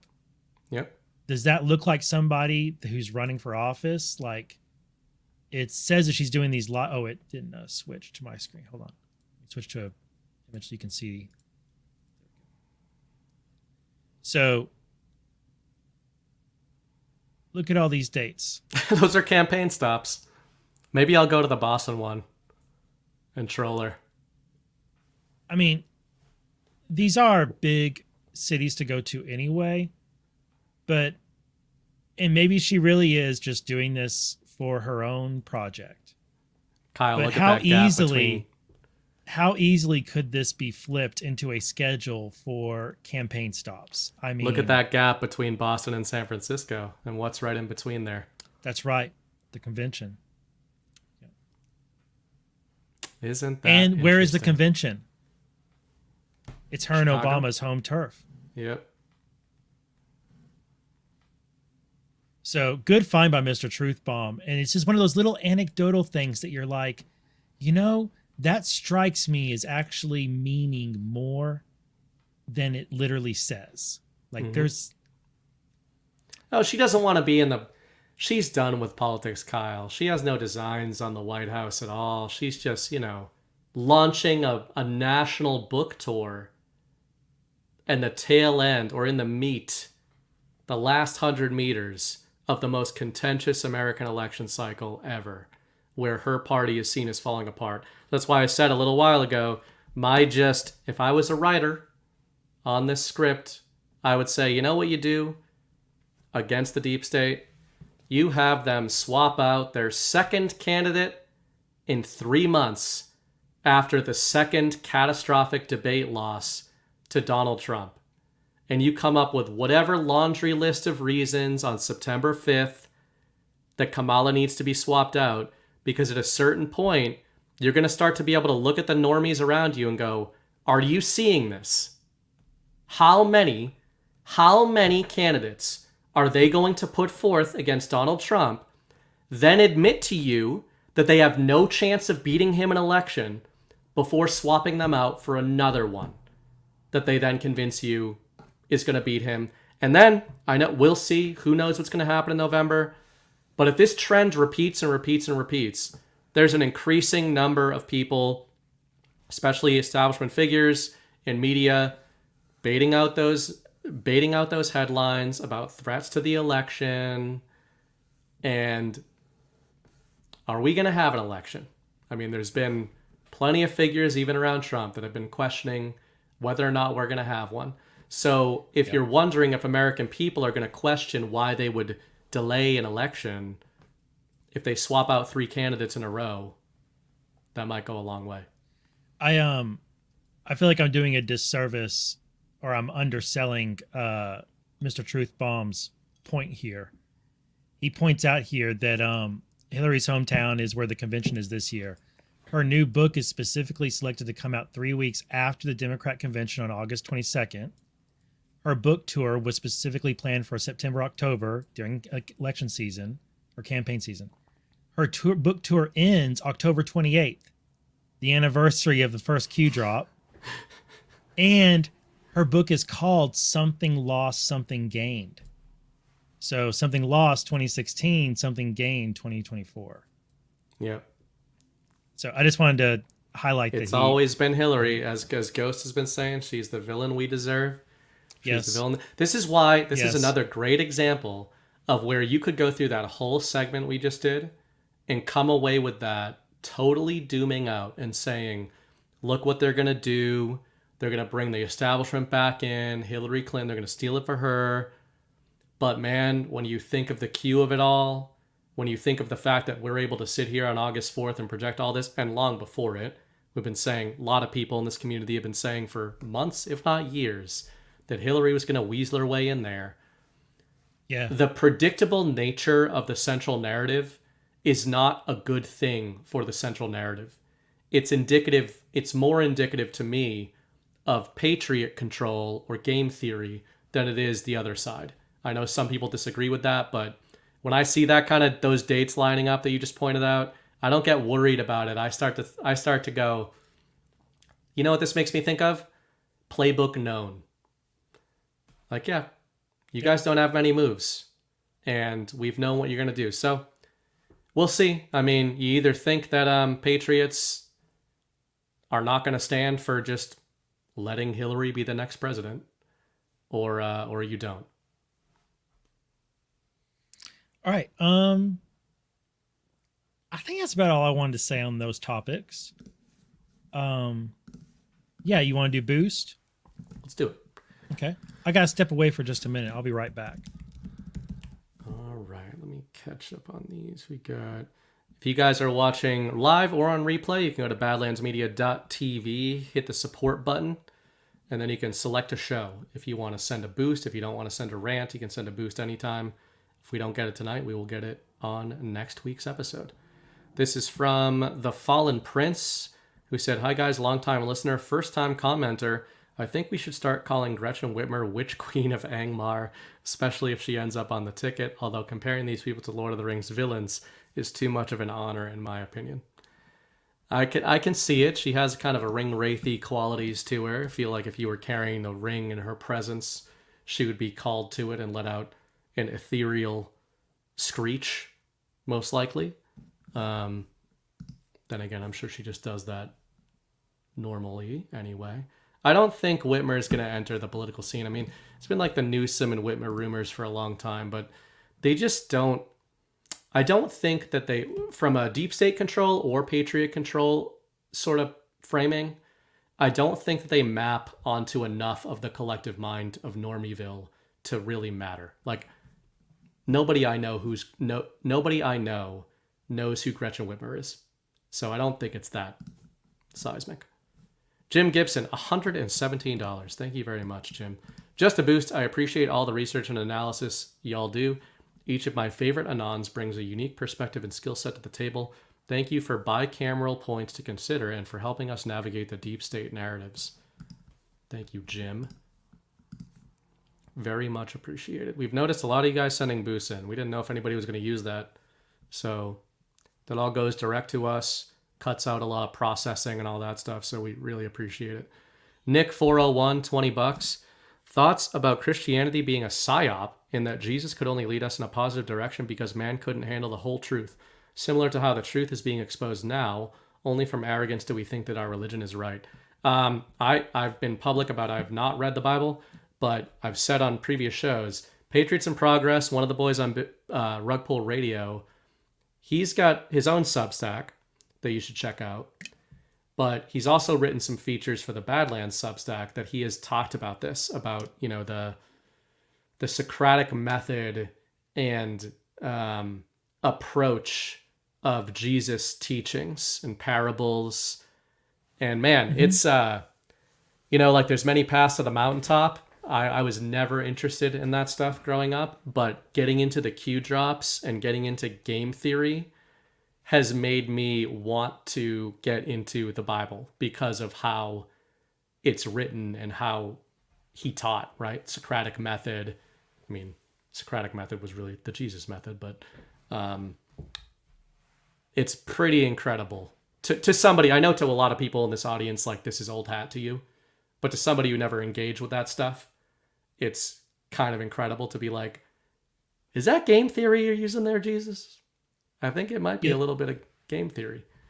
Yeah, the drops are definitely some of their design and the way you're supposed to interact with them was definitely adopted from Scripture, and I think they did that on purpose so that because it would be a familiar format to Christians or people who grew up referencing Scripture, and they would they would instantly be able to reference the drops the way that you learn to reference scripture.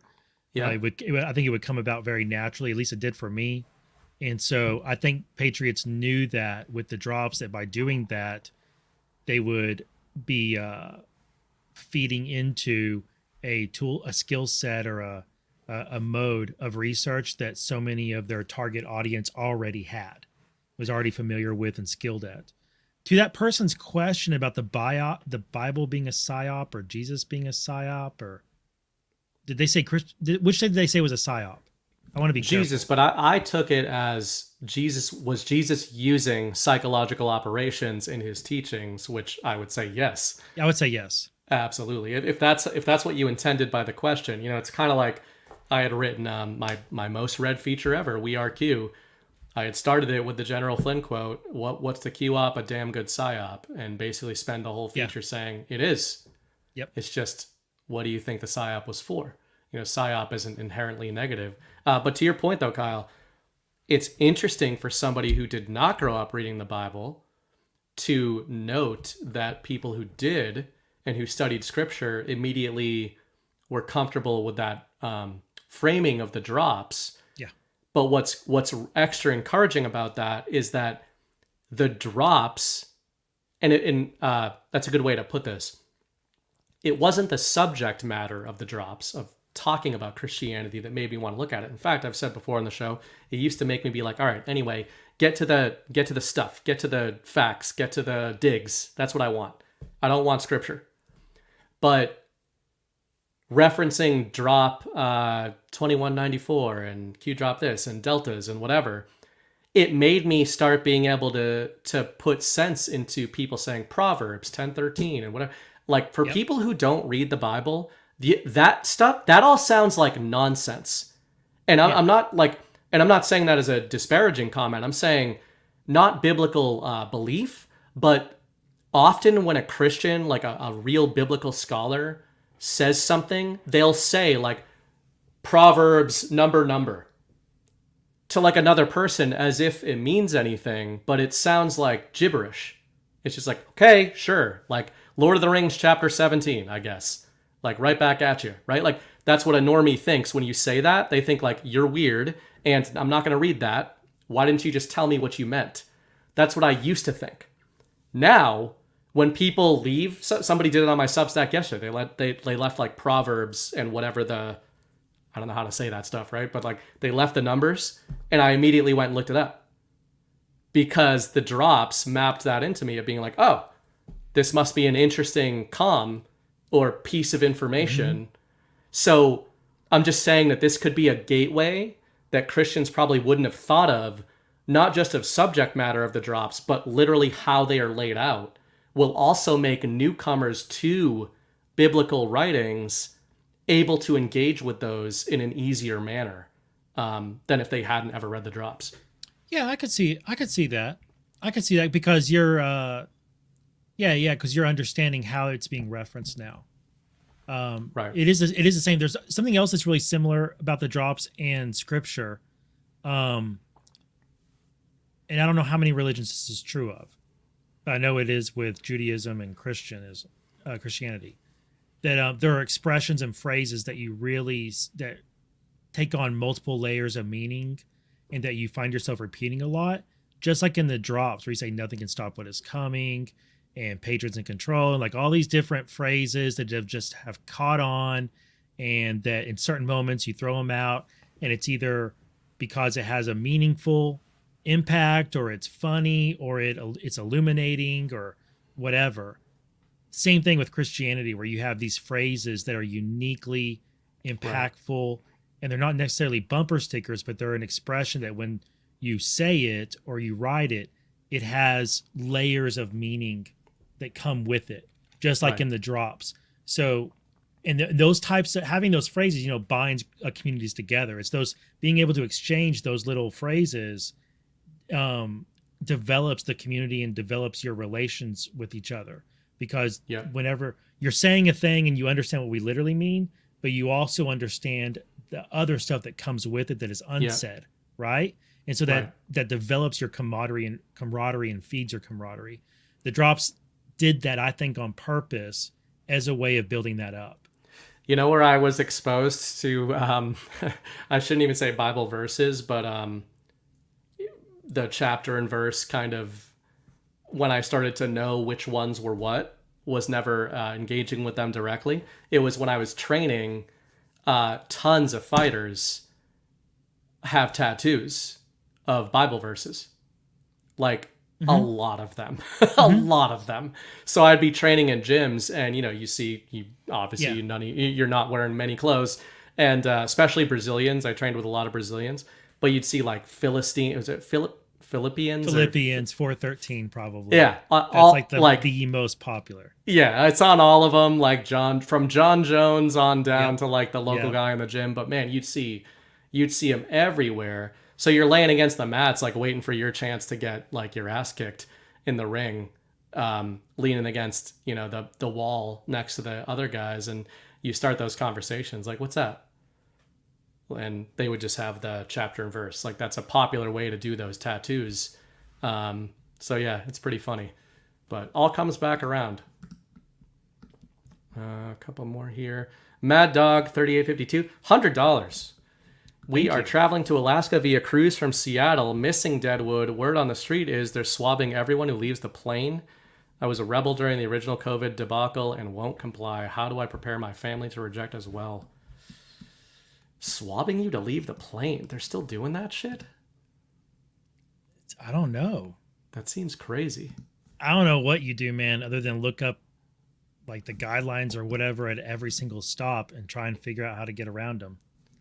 Is that because you went through like international airspace, or is Canada swabbing people on entry or something?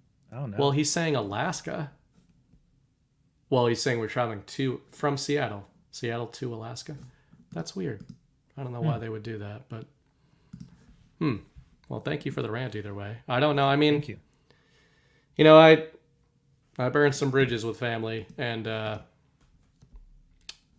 you do you. I don't think you're going to convince anybody to not buy wholesale into whatever the establishment tells them. I think you just got to kind of be clear about what you think, and then they can make their own decisions, I guess. And we have some family members that actually I was fairly close to, and they bought into, even though they weren't liberal, they bought into the COVID hysteria 100%. And are still bought into it 100%. And we just all invite them to come over at any time we have a gathering, like they're still afraid of it like now. Yeah. In the current they won't come over. No, they won't come over to dinner with everybody because not all of us are vaccinated. So they won't come over to dinner. So the way we handle it is we just, we've had arguments back then. But we're past the arguments. So we're just like, hey, if you guys want to come over, you can come over. You're always welcome. That's amazing. And I think I've thought about it a lot because I don't want to lose these relationships. Like, I don't want to lose these family members over something like this. I don't want to lose them at all, but especially not over something like this. But the more I've thought about it, it's like it's not really a thing to argue about anymore. We're way past that. The only thing you can do is just be like, whenever you're ready to drop your delusions, we're here, and that's all you can do. Mm-hmm. Yeah, man. I mean, that's incredible to me. I mean, I know those creatures exist, but it's nuts, dude. That's totally crazy. Yeah, my boss at my other job last Monday, like, we do a weekly call, and he was talking about how he had COVID again. And I literally just, like, sometimes we stopped arguing about it because we got in a massive blowout like 2 years ago when I said, if you ever bring this up again, I'm fucking quitting, like, on the spot. So we never did, in terms of like me getting vaccinated and all that. But sometimes I'll just like let it loose. And he's like, yeah, I got COVID and we got COVID again. I'm like, is that still, what do you mean? Like, I was incredulous. I'm like, what are you talking about? He's like, yeah, like we all got COVID. I'm like, is that still like what did you test yourself? Oh yeah. We have testing kits. Like, he's one of those true believers, like still got the masks in the closet. And it's amazing. I mean, it's an anecdote, but he's got a like 2-year-old now. And every time I got on a call with him over the last few years, it's, well, guess who's sick again? Me and the kid and this person and that person. It's like, guess who's never sick? Like, it's, it's anecdotes, but it's strange. You say like you don't want to lose relationships, but it reminds me, my cousin John, who sometimes watches the show, he one time said to me in the context of breaking up with a girl in pretty direct fashion, I was like, man, did you have to do her like that? Like, he was just like, I'm all done. No remorse. She was bugging him. And I was like, well, now we can't even like go to a party with her or anything like that. And he was like, if I'm going to burn a bridge, I'm going to burn it to the ground. And I never forgot. Just, that's kind of how I think about that era. Like, if you went that whole hog into that ideology, if you want to reapproach me and pledge fealty to not being retarded anymore, you are allowed to do that. But I'm never going backwards, like, to go get you. Chris talks about this a lot too. It's like, nope. You don't spend years like shooting us with flamethrowers and then I'm gonna go grab you on the other side of the retardation wall. Kyle's not wired quite the same way. On the other side of the retardation wall. Oh, ignore the troll, guys, please. Lionheart. You know what John does there? He sends $5 in, so he probably takes it out of our paycheck, sends it in as a rant, and then, Rumble takes a piece of that. That's why he does it that way. Lionheart sent $25 over. Good evening, gentlemen. One of two. This Kamala nonsense isn't sitting right with me. Any possibility the demon rats are somehow creating a pathway for the election results to be challenged and overturned when Trump wins? On the grounds Kamala isn't the legally selected candidate. Possible the Supreme Court throws out the results, thus forcing an entire redo, at which point a whole new primary season for the Democrats, basically sabotaging themselves for a redo on purpose. $50 total. It seems too convoluted for me, but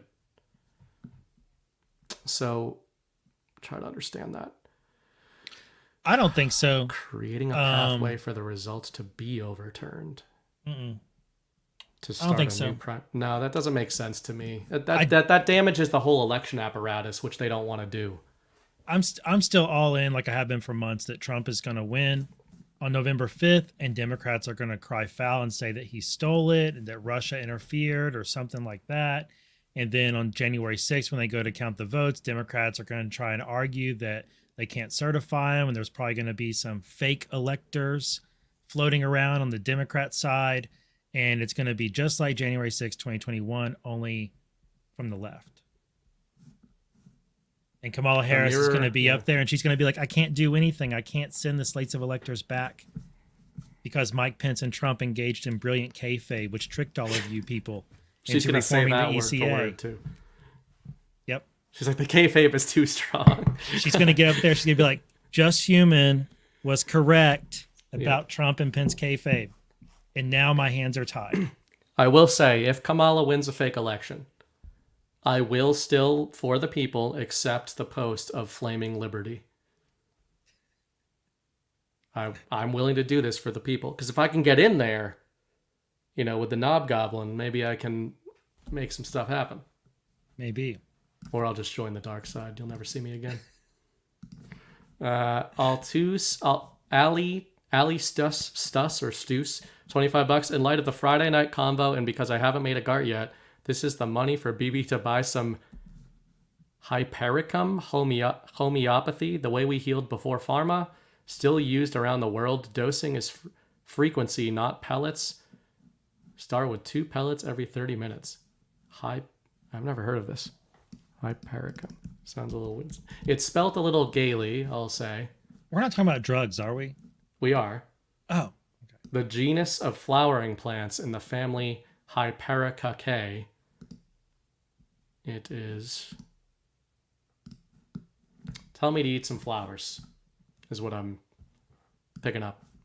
I will tell you I'm going to do that, but probably won't. But thank you for the thought. Either way, I'll look it up at the very least. And then sent another $25 over. This is for Kyle. Puppy food or coffee, or just take the fam for ice cream. Why does Kyle get like 3 options? Are you kidding me? So Allie's like, listen, Burning Bright needs to go onto an obscure field in Norway, hike to the top of a waterfall, and cut a specific flower before bathing himself in the waters of life and imbibing. Right? You get to go to ice cream or just hang out with the family, whatever you want to do, Kyle.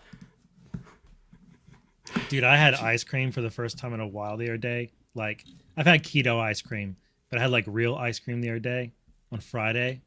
After we went out to eat, I had a cheat day, and I had like 3 beers, and then I had ice cream. I was bad, and like I tried to watch Naruto with my oldest son, and I didn't last 10 minutes, and like he kept trying to wake me up. Dude, I was out. Like I ended up in bed at like 9-10 p.m. and slept until like 7 a.m. It was the weirdest thing. But I was out, like passed out watching Naruto. I was done. I told my wife, I was like, I guess at age 41, that's my party limit now. Like 3 beers, 2 scoops of ice cream. That's my party limit. That's it. That explains why at Gart's, Kyle is like, now every time, now there's been a few of them. So we go, and we're like, don't do the first night thing. No. But somebody will catch Kyle in the lobby until, usually Crane Op, sabotage until like 5 a.m. And then the next day, halfway through the day, one Badlander will just be like, where's Kyle? We don't know. I'll finish that rant from her. She said, I greatly appreciate all the hard work you put into these shows. Hope to meet you someday, maybe South Carolina. If BB has homeopathies, I think my email should be visible to you. We don't have that. I mean, I could probably find it. But thank you either way. Appreciate the support. Kyle will not be in Deadwood, but I will be. But I believe we both will be in South Carolina in November. That is all the boost for now. Nice.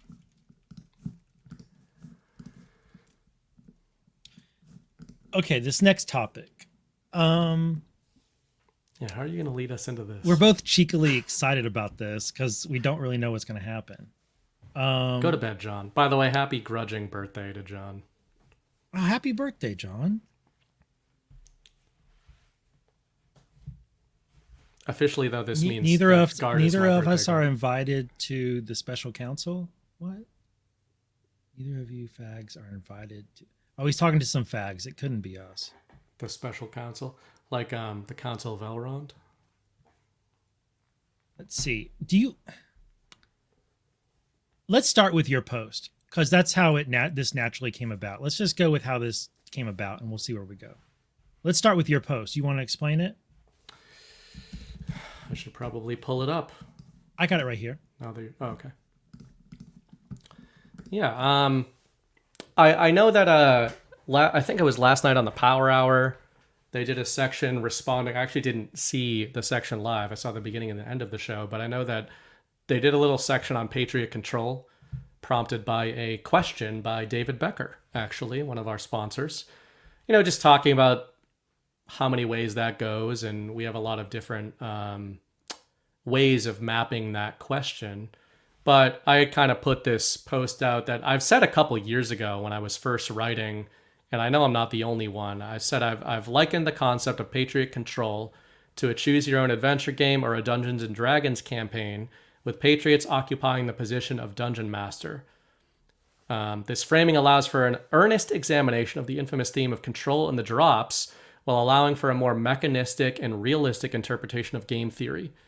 So the gist is here. So when you consider Donald Trump's recent comments on Kamala Harris through this game theory lens, his stance that she would have been his second choice as an opponent in November suggests there was a choice.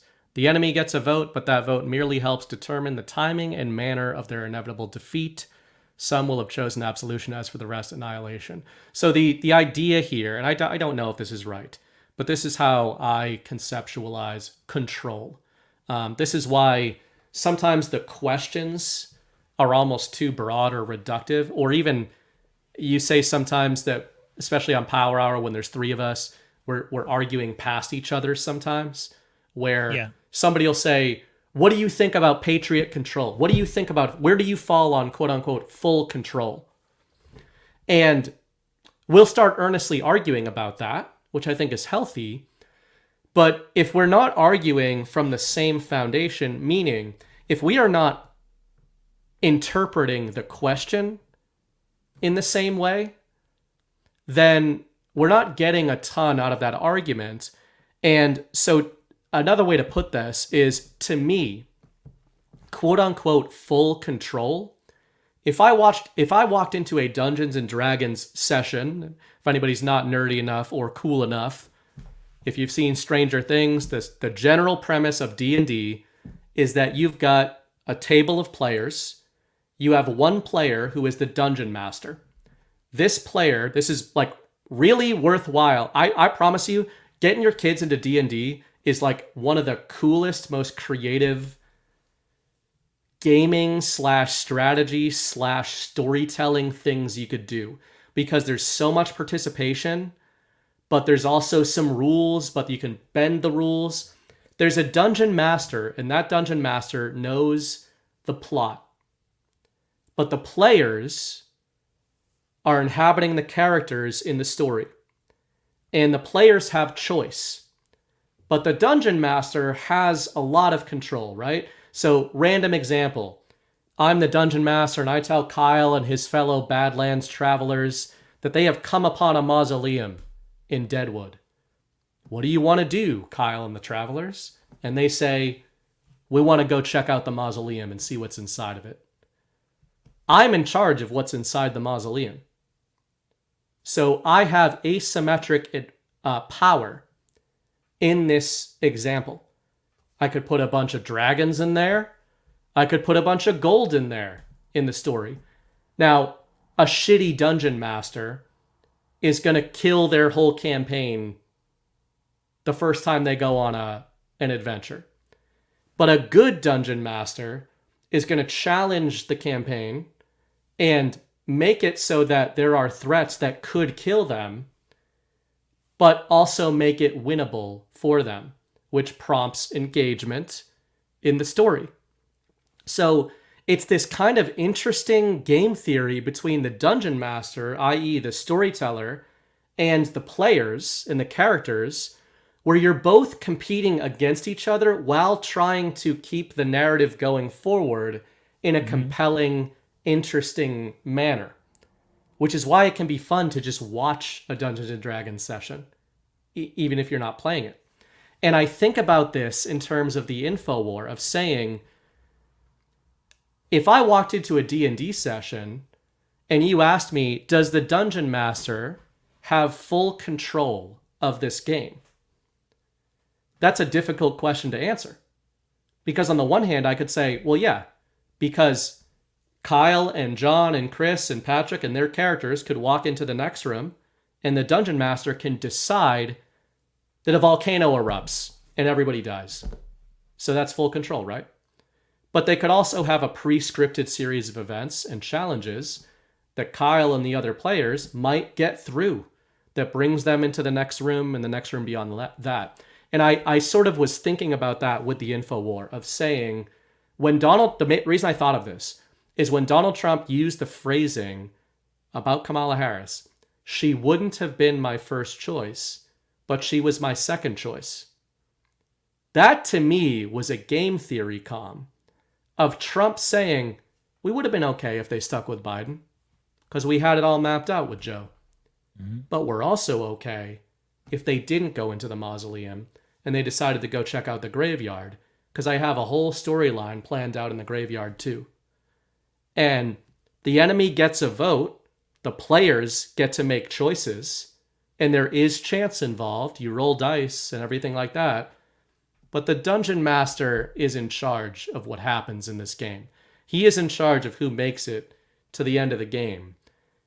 But a good one makes the players think that they are in control and that they are winning and that they are getting through all these challenges. So that's kind of what made me think of it And I think it might apply to a lot of different situations that seem contradictory on the surface of being like, did Patriots really plan for the enemy to do this thing? The answer might be no, but did they plan for the possibility of the enemy doing that thing? I think the answer is usually yes. And I think that the evidence of that tends to be soft evidence. It tends to be demeanor. It tends to be asking your friends and family around you, how do you think things are going right now in the political realm? So, I think that's how I think of game theory. It was a way of reducing game theory from a strategic war fighting realm to game theory. That's kind of where it originally came from. And it's kind of how I conceptualize what's going on in the info war. So I like that because you can, I can see how it overlays onto what we've been experiencing in the info war. And I like how it opens up, or at least it perhaps shines a little bit of a light on people playing a role, and how you can be informed in the role you're playing in. And then you just, as things are handed to you, say from the dungeon master or whatever, you have choices that you make, which path you're going to go down, and encounter different storylines along that path. And some of the people that have been around Trump and that we think are key players in this whole storyline that we've been living through for the past 10 years, it seems like they play roles and they adopt certain stances at key moments and they rise up in the story, and all of a sudden they're very impactful and they're very important to the story, and then they kind of fade away. And you don't see them for a while. And it seems like our heroes come up against certain challenges and endure certain setbacks, but yet we still cheer them on, and then they have these moments of overcoming these challenges, and there's huge victories and whatnot. And like the D&D format or paradigm seems to be a good way to just engage with the info war and the stories around these players and the battles they're going through. So I like it for that reason. And I like it because I like putting some of the stuff that we see in the info war and in our news feeds into different contexts and different framing, like a game framing, because I feel like anything we can do to take it out of the framing they present it to us in, it helps us solve for or block out the programming that comes with it. Because when we're engaging in the info war, something that we have to be careful, or we should be careful to keep in mind, is that the information you're seeing isn't all benign. The information you're seeing, some of it is there to harm you. It's there to confuse you. It's there to misinform you. It's there to give you bad ideas, to lead you in the wrong direction. There's all sorts of that. And actually that might be the majority, is all of that junk you actually don't want to engage with. And there's a very small portion that is actually important to you and informative to you, and that would actually benefit you to know. And all that other stuff crowds it out. So I think there's a little bit of an advantage to be gained, or at least some process that's rewarding, when you put things you're interacting with in the info war into a different setting, such as game theory, even to the point of applying a specific game paradigm to it. Yeah, just because framework. It helps you solve for, or at least notice, some of that other stuff that doesn't make sense, that is just noise, and instead you focus on the signal. That's another reason why focusing on narratives with this show can be so good, because in the details, I'm a detail guy and I love the details. And I think it's important to know the details because it can help you learn the real story, and it can help you learn the truth, and it can help you not fall for BS, and it can provide a lot of understanding. It can also bog you down and in the details and prevent you from seeing the forest, because you're so stuck on a couple trees that you find particularly interesting or that you think are particularly bad. You're tilting at windmills, and you should be looking at the forest and noticing things about the forest, not about this one in particular patch in the forest, right? So I think when you take it out and you put it in like a Dungeons and Dragons setting, and you engage with it in that way, you start seeing these characters, these people, as the characters that they are. And you start seeing the battles they're fighting as segments of a battle, or segments or small battles that happen on a larger game board. Right. Same. So I like doing this. And when I saw your post, I liked it immediately, but it also reminded me of something that I've been meditating on for a long time. But this is quite different from what you're getting at, because this isn't political. Although, yeah, it's not political. So if you're ready, we'll shift gears, unless you want to make another comment on your post, BB. Go into the comments? No, I was unless you want to make another comment on the only thing I wanted to add about why Dungeons and Dragons I think is specifically interesting to reference with the Shadow War. The Shadow War is what I would call the actuals that might be playing out, is that the Dungeon Master is not in complete control. Some people that don't ever get into D&D, first of all, most people who don't think it's too nerdy and they're lame. But people who are like, I don't think that this is it's not a legitimate game because it's soft, right? It's kind of got like a soft system where as a player in a game, you want to know that you could win the game. And it feels like it's kind of an unnatural game because the Dungeon Master has this asymmetric advantage over the players. But a good DM has this system where there are hard rules to Dungeons and Dragons. An example I would give that I will relate to the InfoWar is you go into a certain room, and if you're a good DM and you're running a clean campaign, what they call, you have already mapped out what is in that mausoleum. You don't change it when the players go in, right? And some campaigns will even check this. They'll be like, can we check your notes afterwards if they have a problem with how something went? And you can say, all right, there's 3 orcs in this room. There's a trap door on this square of this tile in the mausoleum. There's a puzzle that the player, Indiana Jones style puzzle, the players have to solve when they get to the altar. And this is how the puzzle is solved. All of this stuff is supposed to be written out by the DM, played in accordance with the rules. If the players come across a dragon, that dragon has a specific set of strengths and weaknesses, life, a dice roll, attacks it can do, weaknesses. So if you walk in there as the player and you roll a nat 20, they call it, you roll a 20 on a 20-sided die, you're gonna do a lot of damage, even if I thought you were gonna lose that battle. And I think it applies to the InfoWar because it marries the narrative control of Patriots are setting the narrative ground, I think, but sometimes they probably are surprised by something one of the players does, right? And when I'm saying players in this context, I'm talking about deep staters, but it could be good guys. It could be us sometimes. When I say us, I mean MAGA, the MAGA audience.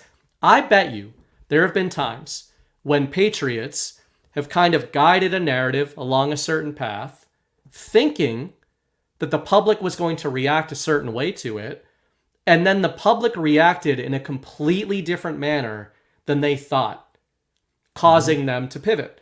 And I don't think that's a bad thing. I actually think that's a good thing because it shows that we are players, right? There is a narrative going on. And the reason I want to make that clear is it's not an either or. And in this world, we talk about either ors too much. And I do it too.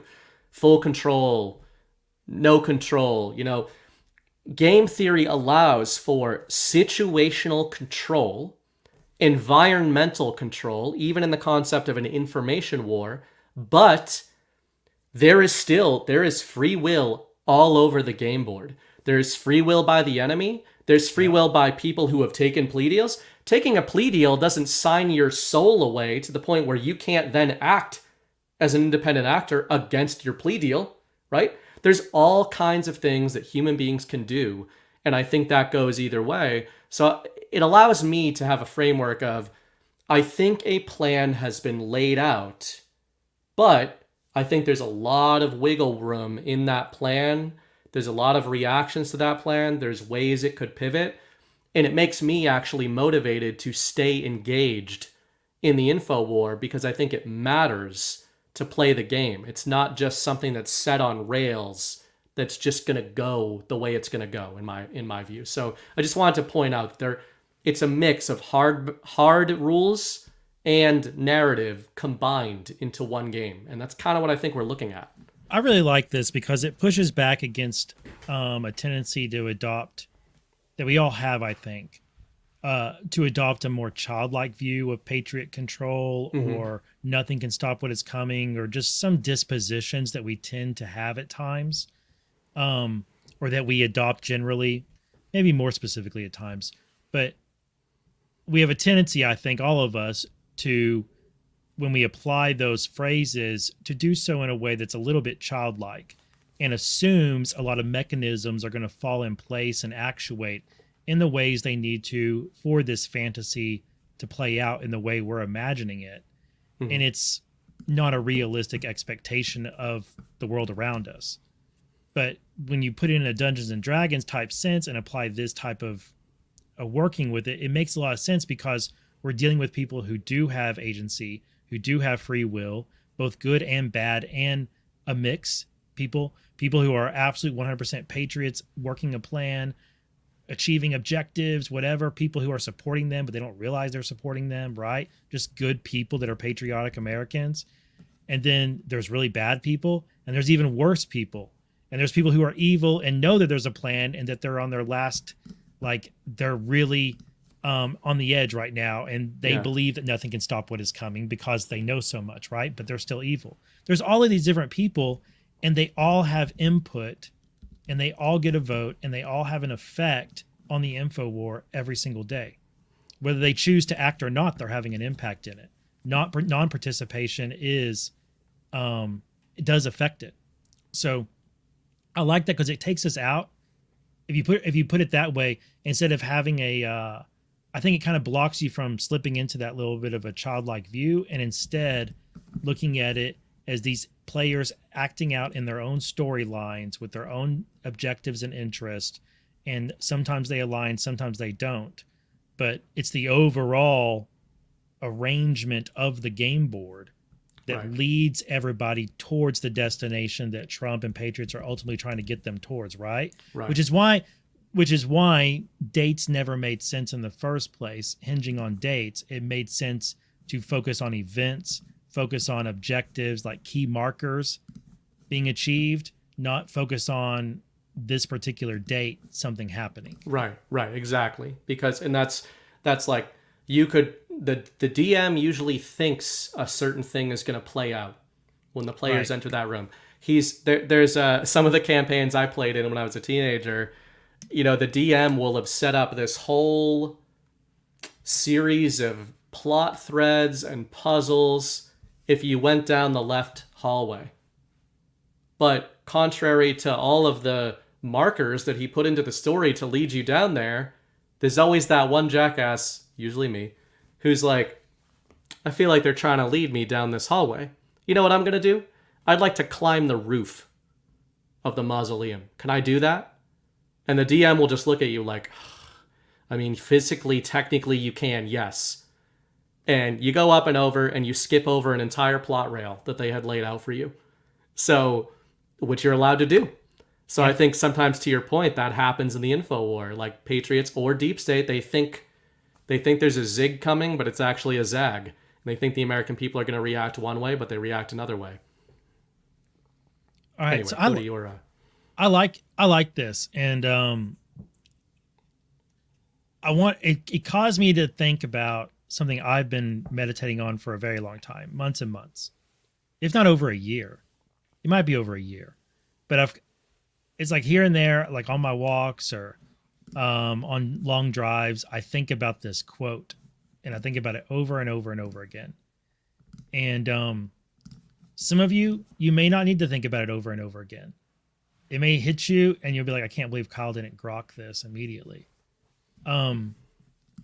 Others may struggle with it a little bit like I did. I think it kind of depends on where you're coming from. Maybe a nurture nature thing. But the quote is from one of my favorite people, Naval Ravikant. And BB's post reminded me of this quote. But we're not exactly talking about the same thing. So I want to make a clear separation point here that we were just now talking about the info war and about the stuff like the context we usually talk about with Trump and politics. I'm not talking about politics though. I'm talking about you as an individual. That's what this quote is about and what this next section is about. And the quote, the very simple line, the very simple part of it is that life is a single player game. And so I've thought a lot about life as a single player game.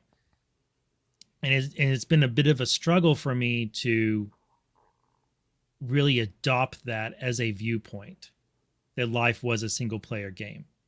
But I wanted to try and understand it because I like Naval Ravikant quite a bit. He's one of my favorite people, honestly. But I didn't see that quote as fitting very well with other things he said.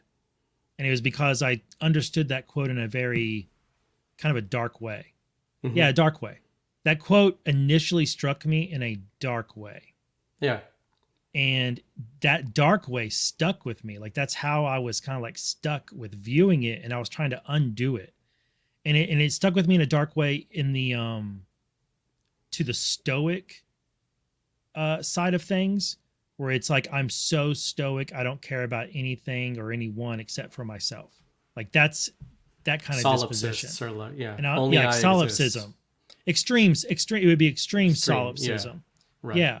And I was like, man, that doesn't really fit with me. But I also know that doesn't really fit with Naval Ravikant's character. So I do have his book here from which that has this quote in it.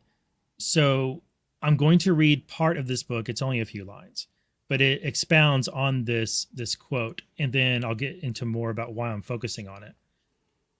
So he starts off and he says, I don't think life is that hard. I think we make it hard. One of the things I'm trying to get rid of is the word should.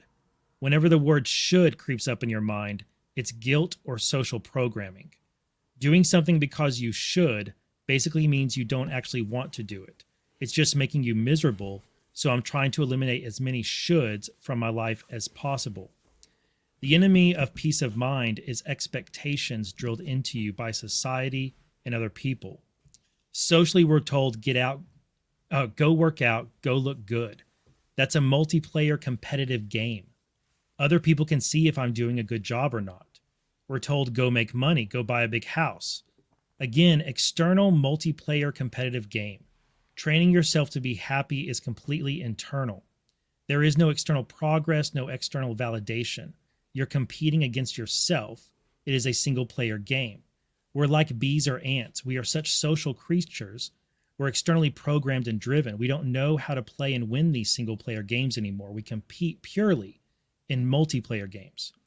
Yet reality in life is a single player game. You're born alone. You're going to die alone. All your interpretations are alone. All your memories are alone. You're gone in 3 generations and nobody cares. Before you showed up, nobody cared.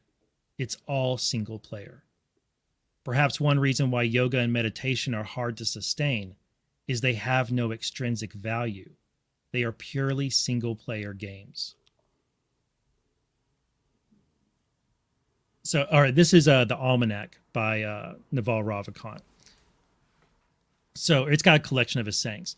So I've thought a lot about that quote and life being a single player game. And after a lot of meditation, I stopped seeing it as this cold stoic view and instead started seeing it as a very liberating mindset to have. And it took me a while to completely invert it, but I did. I had to completely invert it and really think about what is my disposition when I go to play a single player game. And so first, I'll say when I play a multiplayer game or when anybody plays a multiplayer game, you don't particularly care about your character. Right. Like your character, you only care about a few key things about it. It may be totally aesthetic. It may be that character's access to a couple things, but you realize that you're playing short, finite games. All multiplayer games are finite games. Yeah, they're rounds. You're always you're burning through your character for a very limited game that is going to have a very clear beginning and a very clear end, very clear rewards, very clear punishment. Like You're judging yourself against a leaderboard, against stats. That's multiplayer game, and they're always finite. Whether it's Rocket League or any sport Call you of can Duty name, or any- Call yeah. of Duty, these are finite games. But when you sit in to play a single player RPG, a single player role playing game, it's entirely different.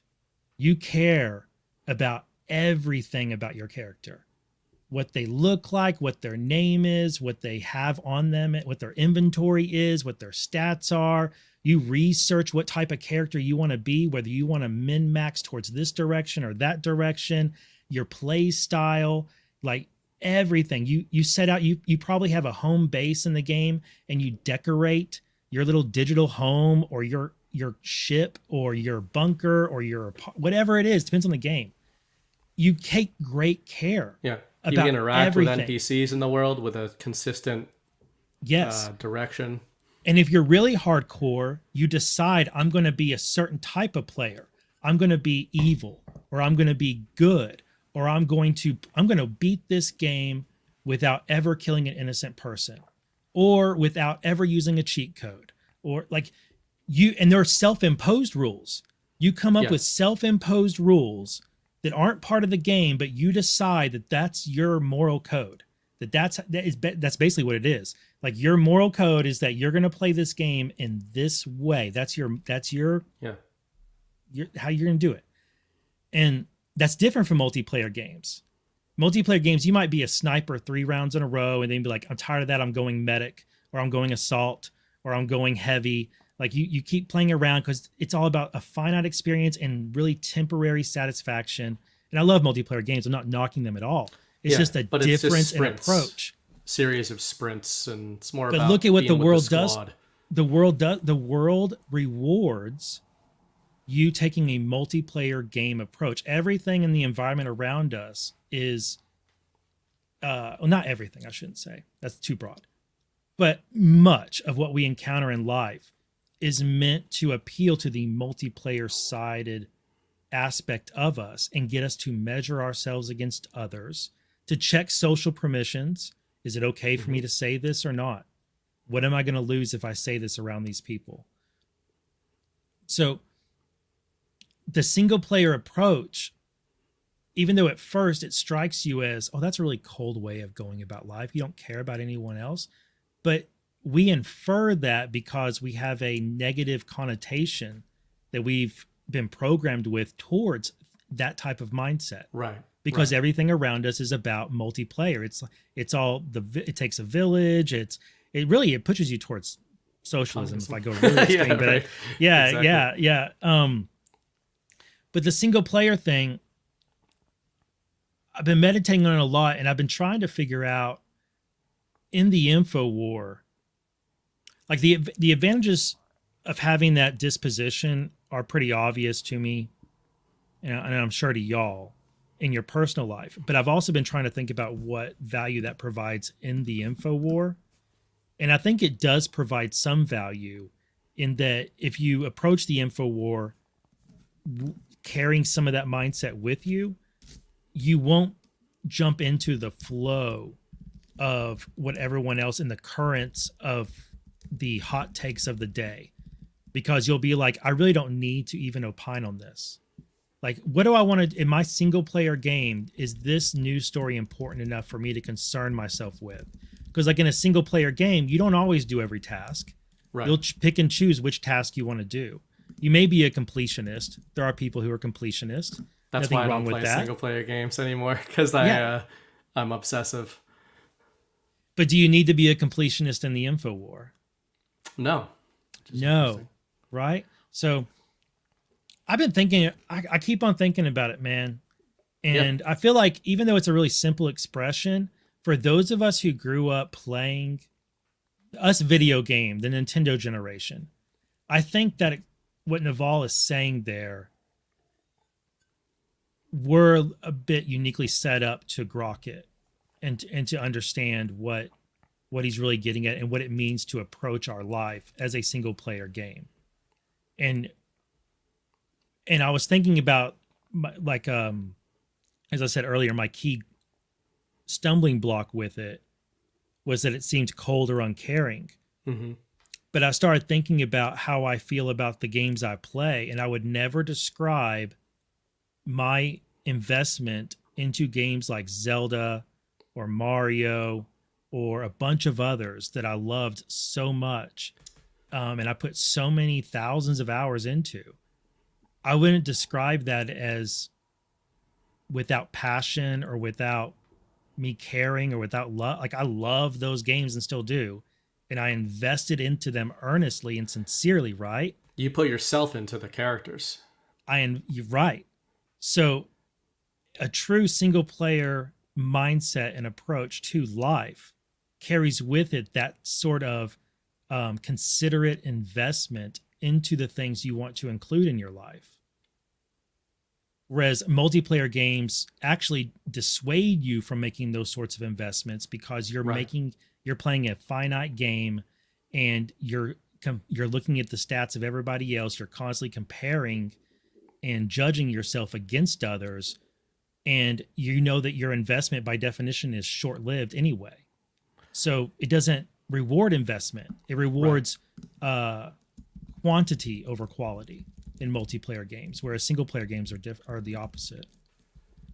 It's a great topic, and as a writer, before InfoWar, I'm known to all of you as an InfoWar writer, but people in my publishing industry don't even know that I do this, which is ironic. But I've written a bunch of novels, and I feel similarly when I'm writing fictional stories of what you're describing with single player gaming, right? Like this has a negative connotation, but I don't mean it negatively. You're kind of playing God in a way, right? Like if you write a book, this book's on the shelf back there that I wrote, you're literally creating worlds. I always found it way more compelling to write fiction than nonfiction. And as I've gotten older, I think that there was a wisdom to that. When I was younger, I was like, fiction's cool. It's cooler. It's more fun, right? Like I didn't have some big brained take on why I was writing fiction instead of history. Now that I'm older, now that I've been engaging in the InfoWar for a long time, and I'm a broken record with the game, with a narrative warfare and all that, I still value fiction more. And it's because I said this in a recent article. I think fiction is honest about being fiction. Yes. And nonfiction is dishonest about being nonfiction. Even when a nonfiction writer believes that they are writing actuals down and then giving you, what they're doing is they're constantly mixing in their perception and perspective on those actuals, no matter how much they're trying not to or not. Where in fiction, there is an honesty of, this is a world I created, characters I created, and a story I created. If you want to read this, you can come along and read this. And the idea is, I think what it does, this is my personal theory on why people, to me, you see people change how they think more often when engaging with really good stories than really good history, right? I'm not saying history doesn't affect people. I know that there's historians, there's people who are really affected by those things. But who are the best-selling historical writers? They dramatize history. Yep. They bring you into the characters. They read the private letters of George Washington, and then they craft a narrative around who they think that man was that is going to appeal to the reader, right? They're crafting a story. When you're talking about gaming, that's what you're doing, right? Like you're The Witcher 3, or pick the single-player game, Zelda you mentioned before the show. You've got this pre-existing character a lot of the time, but you're being them. And one of the little notes I wrote down, or a word I wrote down while you were speaking there, was meritocracy. It's funny that you brought up the gaming thing tonight, because I've been thinking about trying to approach this feature I want to write, but it's been hard to approach. Mm-hmm. And it's this idea I had while thinking of a chat group I've got just in my personal life, guys who play a bunch of different states. One of my cousins who moved away, and we play Call of Duty and stuff like that. A lot of those multiplayer games. I haven't played in a long time because I'm too busy with this stuff. But, I was thinking recently that these guys are not engaged in the info war. They range from 35 to 45. And a bunch of them are cops, but they're millennial Gen Z guys. I mean, not Gen Z, but, Gen X guys. And there's this whole generation of gamers, specifically males, who have sort of left society and they've gone into these virtual worlds. And I think people think that people who aren't into gaming or anything, they're like, oh, these guys are just wasting their lives and they've given up and that's what they're doing. And there's some truth to that. But I think what's really going on is it's a lot more, to the way you're framing it, it's a lot more intentional than people think. What I think these guys are doing is they're looking for meaning. They're looking for stories that make them feel a certain way. So the only counter I would make to something like a multiplayer game is I think you can have a similar framework where you've got a Call of Duty squad. And what is it? It's 5 guys in 5 different states, but they're all coming together in this virtual world and they're doing something. And the word I wrote down was meritocracy. In video games, there's a meritocracy of the game. Yep. Single player or multiplayer, specifically single player, to your point, there are rules in this world.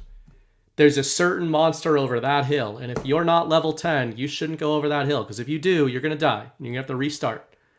But there is a meritocracy to games that attract men of this generation. Why? Because our world is not meritocratic. It should be.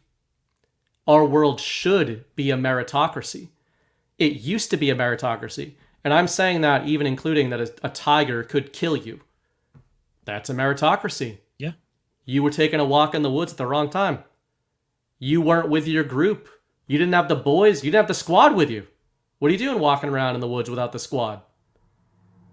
That's a meritocracy. What the deep state has really taken from humanity, besides subjugating us with all of the things that this community is aware of. I know that chat's talking about a financial crash that's going on right now. Besides any of the many ways in which they've subjugated us, they've damaged us, etc., what they have taken from us is meritocracy. They've taken choice. They've taken sovereignty. And I think that all of this is a roundabout way of saying, I totally understand your initial sort of reticence to engage with that solipsist single-player game idea, because I used to feel the same way and say, well, that's a lonely, stoic, nihilistic existence. The thought solipsism I had a visceral reaction to in college when I was learning about solipsism in a philosophy class and being like, the thought that only I exist. I have a family member who's dealt with mental illness, and I remember that during their episodes, they would talk like that, right? So like imagine growing up with somebody that like you love and you think loves you the way you love them. And then they're having an episode and they're basically telling you like to them, you don't even exist. You might as well not even exist. That is the negative side of solipsism. And a lot of the deep state is afflicted with this. Yeah. Where they are playing a game and they are chaos agents in that game and we are NPCs in that game. But I think the way you're spinning it is the way I spin it. We're players in the same game. And if you think of your life and in the info war as a single player game, that doesn't mean you're saying only you matter or only you exist. You can reframe this to say, I only have control of how I play this game. I can try to affect the world. I can try to affect the players around me. But I only have control of what I do. And what's funny is when I say meritocracy, when we're playing a game, we just accept that, right? We're like, these are the rules of the game. Yeah. This is the rules we're playing. If you win, if you lose, you accept the rules of the game. We don't accept that in life, right? We go through life and we're like, this bad thing happened to me. What the hell? This isn't fair. Well, of course, what do you mean it's not fair? That's life. It's part of life. Get back up, restart, pick up the extra life, go forward. And I think it can be actually, you can take this nihilistic idea or framing, and you can actually turn it into a very empowering sort of mindset of saying, if I know that I can only control my play in this game, in the info war, in this life, it's actually kind of freeing. Yeah. Because then you don't worry about the people who leave comments who are totally organic under their sock accounts talking about, why don't you talk about the real topics, or whatever it is, whatever is afflicting you. You don't have direct control over the stock market and whatever happens on Monday. If you have a multiplayer approach like Kyle does, then you think we all fucked up. What's happening to us, to all of us? Well, you didn't do it, right? So the rules of the game might change on Monday. That we don't have control over. But you do have control over how you play the game. Adapt to the new rules. Learn the new rules. Try to affect the rules. And I think it once you start thinking that way, I think you actually start changing from being like, this is a nihilistic, lonely kind of thing, to saying, what kind of life do I want to have, actually? What kind of people do I want to pull into my orbit? What other players do I want in my orbit? That's what I feel like about Badlands. Like, these are the players. This is the party. This is the group. These are the people that I've chosen to play with, to be around me in this game. And I think it's going to bring me along a better path, even if the rules change around us. So I do think it can be, it kind of marries meritocracy with sovereignty and all the rest of it. And I think it actually can be a beneficial mindset to have, because it allows you to let go of a lot of the things that you don't have control over, which isn't to say you shouldn't care about them. It's just that you have to accept that you can't change the stock market on Monday morning, right? Yeah, I think but you are in control of how you react to it. I think I can distill it, some of what you're getting at, and why it's so liberating to have this single player mindset. It's that when you play a single player game, you decide what matters to you in that game and what qualifies as success, what qualifies as a good time, what qualifies as beating that game, what qualifies as getting your money worth out of that game. Mm-hmm. Like if you have a multiplayer mindset, which most people do, that's a mindset based on comparing what others are doing to what you have done. Yeah. Because in any multiplayer game, the only measure of success, win, lose, whatever, is how you did against others. Right. It's who has the best kill death ratio, who has the most points, who reached the highest level, it's all of these things. It's all the stats, all the numbers. Just like in life, a lot of people want to make life about how much money you have, much property, or your promotion, or your college degrees, or the number, like where you live, all that materialism, or whatever else, or in whatever organization you're in, however how you get up into it. But with a single player game, it's all up to you to decide what brings value to the game and what makes it worth playing in the first place. It's completely 100% up to you. And if you want to choose something frivolous or stupid, well, you can, because you're the single player in the game. So if you can put pronouns in your bio. If you just want to do dumb stuff in the single player game, you can, and nobody can fault you because you dished out the $50 for the game in the first place and put it into your system, and you're the one playing it. So you enjoy it however you want to enjoy it, and that also translates to your life. But like, it's freeing, because when you apply it to your life, you can now choose, okay, what actually does give me meaning in my life? Is it whether or not Trump wins in November? Does that give me meaning in my life? Well, it's do I lose my game if Trump loses? That's a good thing to bring up. Yeah, like, well, I really want him to win, but my success in life isn't directly tied to it, or what my view of my success in life isn't tied to it. Yeah. Now I'm choosing a big example, but it's like we get so wrapped up in politics. I think you guys all know this. We get so wrapped up in politics that we let things that happen in the political day-to-day world affect our personal life, when if we were having a rational moment and we were really thinking about what we're doing, we would choose to leave those emotions in the political realm and interact with stuff in our personal life that without that, right? But sometimes stuff happens in the political realm and in the info war. It's so intense that we bring it with us to other aspects of our life, right? And having a single player approach allows you to like kind of separate that a bit and be like, these are the sets of objectives I'm working on in this area of my life, and then here's this other area of objectives, and I'm sincerely invested in all of them, but I'm not tied down to any of them, and I'm not measuring myself against any other person or player in the game.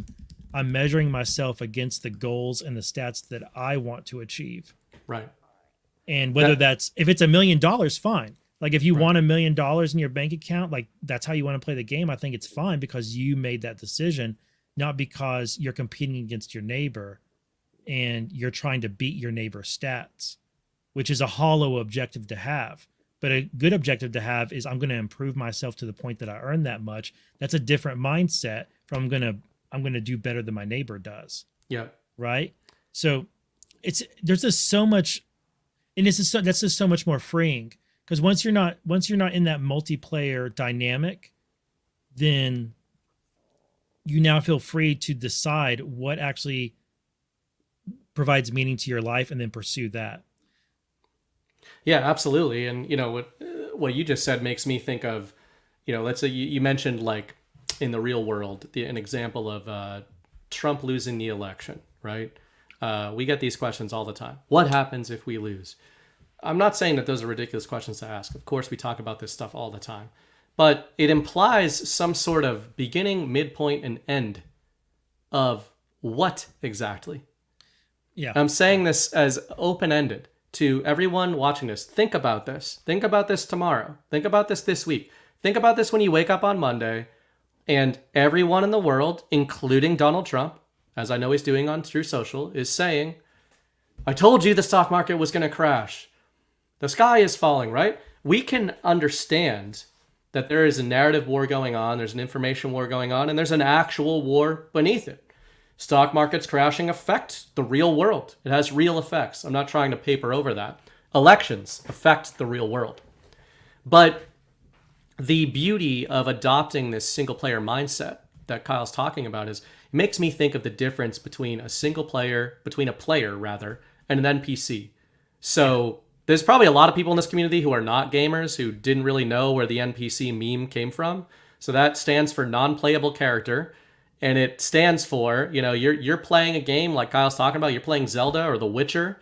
And you go into a tavern and there is an AI-controlled bartender in the tavern. And you go up to him. That bartender has a plot rail, a wheel, basically a decision wheel, they call it in programming, that you can interact with. So you go up to the bartender, do you want to speak to the bartender? Yes or no. It's a series of binaries. And that bartender can then get taken down a logic path, but the bartender can only do what is in that logic path. That's what an NPC is. He is programmed. He can't all of a sudden jump up on top of the bar, join you in your quest, go take down the dragon, right? He can't do that. He's the bartender. That's where he is in this world. But you are the player. And what happens in a lot of these games, if you think of it like a virtual game world, let's say the whole rules of the game world change overnight. You've been playing it for years. Boom, rules change. The way you were playing the game on Sunday no longer works the same way for, as you mentioned, your desired outcomes or your desired goals on Monday. Okay, well, you have two choices. You can stop playing or you can adapt to the new rules of the game, and you can keep playing. Most people, I would say, are in two categories. They either are NPCs, they are non-playable characters. These are the people who watch CNN, watch Fox News on the right side of the equation, watch their favorite influencers, even in the info war, and go, this person said this on social media, that is now my opinion too. Right? This is why we say never to do that stuff with us, even if we influence you in a good way. Never do that with us. We don't do it with anybody else. There's NPCs. They're just part of the scenery. They don't have their own opinions. Their opinions are given to them by people that they assign value to. Then, I think there are non-players. These are the guys I'm talking about in my friend group that, what do they do when they get home from work? I'm not knocking it, but they get online and they play Xbox because they hate their lives. I'm not saying that if you play Xbox, you hate your life, right? I'm just saying I know a lot of those guys do it for that reason. They hate their job. They feel like everybody's out to get them. They feel like they have no power over politics, over finances, over the economy, over the world, over their marriages, even a lot of people. It's like you said, it's an escape. Yep. I understand that. But there's a third class of people, and that is players. Players, if you're playing the game, it doesn't mean you're going to win every time. But wouldn't you rather be a player? Right? You can either be a player, an NPC, or not play the game at all. So if the rules change on Monday, are you going to just throw the controller over your shoulder? Are you going to join the Matrix and become an NPC and start regurgitating whatever the system says? Or are you going to adapt your play style, think about your goals, see how you need to chart a path forward, and do that under the new framework? That's why I think it can be a freeing and sort of a confidence boosting sort of mindset to adopt. The rules of the game can change, but you can change the way you play that game as well. Agreed. I like it, man. I like it. Thank you for chatting with me about it. Anytime, man. Yeah, it's funny. I was thinking about that recently with gaming. Just the meritocracy aspect. And tangentially, Gamergate 2.0 is in full swing. So, they came for the movies. They came for culture. They came for sports, like we all know. And now that last escape for a lot of especially men in the United States is gaming. And man, are they tearing that apart right now. The woke crowd, DEI crowd, they're destroying all of it. So it's not a good thing that I'm celebrating, but I see where this is going. And I'm like, well, how do you engage the guys in my text group who just get on and play Call of Duty every night? You ruin Call of Duty. Politically, socially, with communism. And then you get them to stand up and go, this was the only fucking thing I had left. And you came for that too. It seems silly to people who don't play games and don't need that kind of escapism that some people do. But if that's the last bastion that you've got to get on with the boys and play some games, and they made that gay too, then you care about who's winning elections all of a sudden. I hope we explained it well enough for the folks who aren't gamers. I hope we did, but if we didn't, sorry. But I think it was good. I think we got it. So you want to do rants? Let's do it. Mr. A. Nelson said, I just realized I'm watching you live. I hope you're okay with that. Have you been able to been able to accept that? That's what we do every Sunday night, 9:00. Thank you. Tattooed Teacher. Donald Trump was in the Hamptons for a fundraiser hosted by the CEO of Cantor Fitzgerald this past Friday. 658 employees died on floors 101 to 105 of the Trade Center. Timing is everything. Interesting. Very interesting. See, those are those little comms that you're only going to see if you're paying attention. I like it. Tom Terrific 54, $25. The head of the snake may be gone. The rank and file are on their own and not coordinating their actions. That's how I feel a lot of the time about the deep state. So I got called in the deep state archipelago. They're still acting in their own self-interest, but the coordination is gone. That's why I think the media thinks it is Kamala. And that's damaging for them because they're going to go all in on her just like they did on Joe, and then they're going to have to swap again. MAGA Keys Girl. Trump mentioned in his truth yesterday, the flame of liberty is burning bright. Seems like he may be a fan of Bibi. He keeps saying that. He said it so many times now that it's like maybe he just says that, but I'm a little upset. He's got to say, I was going to say like he should say bicameral, but the freaking Secret Service guy and Ted Cruz were arguing with each other about bicameral. If he starts saying like I'm just human, or like excusing his mistakes, like I'm just human, like things like that, I'm gonna be like, bro, This is too They much. they are getting annoyed at us though at this point. They're like, okay, so we talk about sharks every day now. We mention Burning Bright at every rally now. We sent the and president we just to a went Formula to One F1. race. Yeah, we went to F1 and congratulate Lando Norris, dress him up in an orange suit and have him win. Like, we want more. We want more. It's not good enough, Scavino. We want more direct, damn it. Rhea, $100. Much appreciated, Rhea. Comfy as F, drip, drip, flood. Yes. Rhea is a single player. One of the ways I've conceptualized this in my writing is we are infinite players in a finite game. That's the way I like thinking about it. Salt Muncher ODA, Lava Lamp Gate, I missed Lava Lamp Gate. Was that happening while I was ranting? Oh, my lava lamp's not on. The bulb burned out yesterday. Oh my goodness. So I got more bulbs on the way. Sorry, I didn't have a replacement one on hand. It was the original bulb, so I hadn't ordered any replacements. So you weren't prepared. I was not. Apology accepted. You know what? I actually thought it randomly would stresses last me out? longer. So If I say this aloud, it's going to come true. I hate smoke detectors when they go off.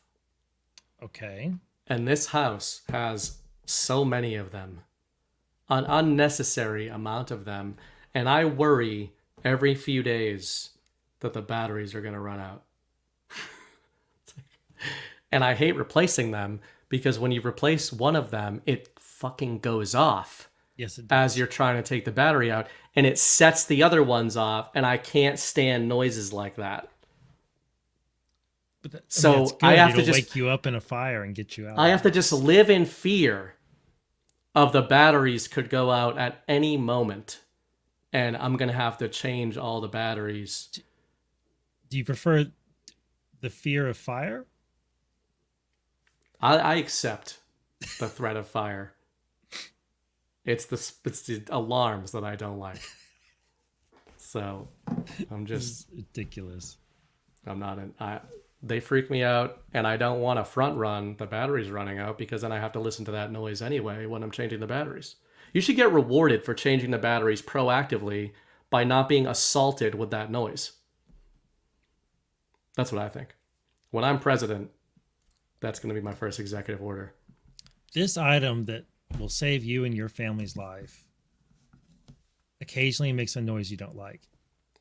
Yeah, but I really and that's don't your complaint. Like it. I don't think An you item understand how much I don't literally like that noise. 24/7, this item is making sure you and your family don't die in a fire or from smoke inhalation or carbon monoxide. I mean, it's also just kind of warning you that you are dying. It's informing you of your impending death. I'm just saying, if you're proactively changing the batteries, like, you're already doing the right thing, and it yells at you anyway. That's when it should just stop. Like, if you press the battery button, it should not make a noise. What do they think? So, like, the fire is trying to change the batteries? What's the logic? What is the logic behind it going off when you're trying to change the batteries? I don't know. Do they make ones that don't do that when you're changing the batteries? I'm not sure they all do that, but I guess I don't like these ones. All right, I need to change them. Tooth prevail. I don't have the batteries with me either. That's the I got like one. I've never met battery. anybody who complained about smoke detectors. So Could go off any day. This is remarkable. Any day. But the dog and cat feel the exact same way I do about it. They would be traumatized last time it's happened. All three of us were completely traumatized. Anyway, you just don't understand. Truth prevails. 17. Gart Deadwood, 11 days away. I want to sing our national anthem there. Well, if you can sing, we could probably allow that. 1027JS, $15, says thanks. Well, thank you. Melindy, what y'all thinking about the unrest in the British Isles, especially the English and Irish coming together finally against a common enemy? I didn't see that about the English and Irish, but yeah, stuff's getting pretty hairy over there. I honestly don't know what to think. I don't know enough about it. So I saw a story. I saw a story that Keir Starmer or whatever was expanding police powers to crack down. And it made me think, oh, well, maybe that's the whole point of it. And they're all astroturfed in order to expand government power. But that's not a solid take. That's a knee-jerk reaction take that I have. I just don't know enough. So the surface level of it is that there was a migrant, allegedly there was a 17-year-old son of migrants who went to a dance class and killed 5 kids with a knife, stabbed a bunch of people. This comes a few weeks after 2 German police officers were stabbed in the neck by a migrant. Migrant crime is absurdly off the charts in the UK, and they are not allowed to have weapons, right? UK people are not allowed to have weapons. No Second Amendment. The government would rather put you in jail for doing a rally against this migration than go after the people that are doing this stuff. So it's, some of this stuff gets sensational, but I mean, I even saw Elon Musk say he responded to a video of riots over there and said civil war in the UK is inevitable. I mean, they are importing violent savages by the hundreds of thousands that have no value on human life or law or anything. So it gets to a certain point where I guess the silver lining is it's good to see people kind of going out there and being like, how about no?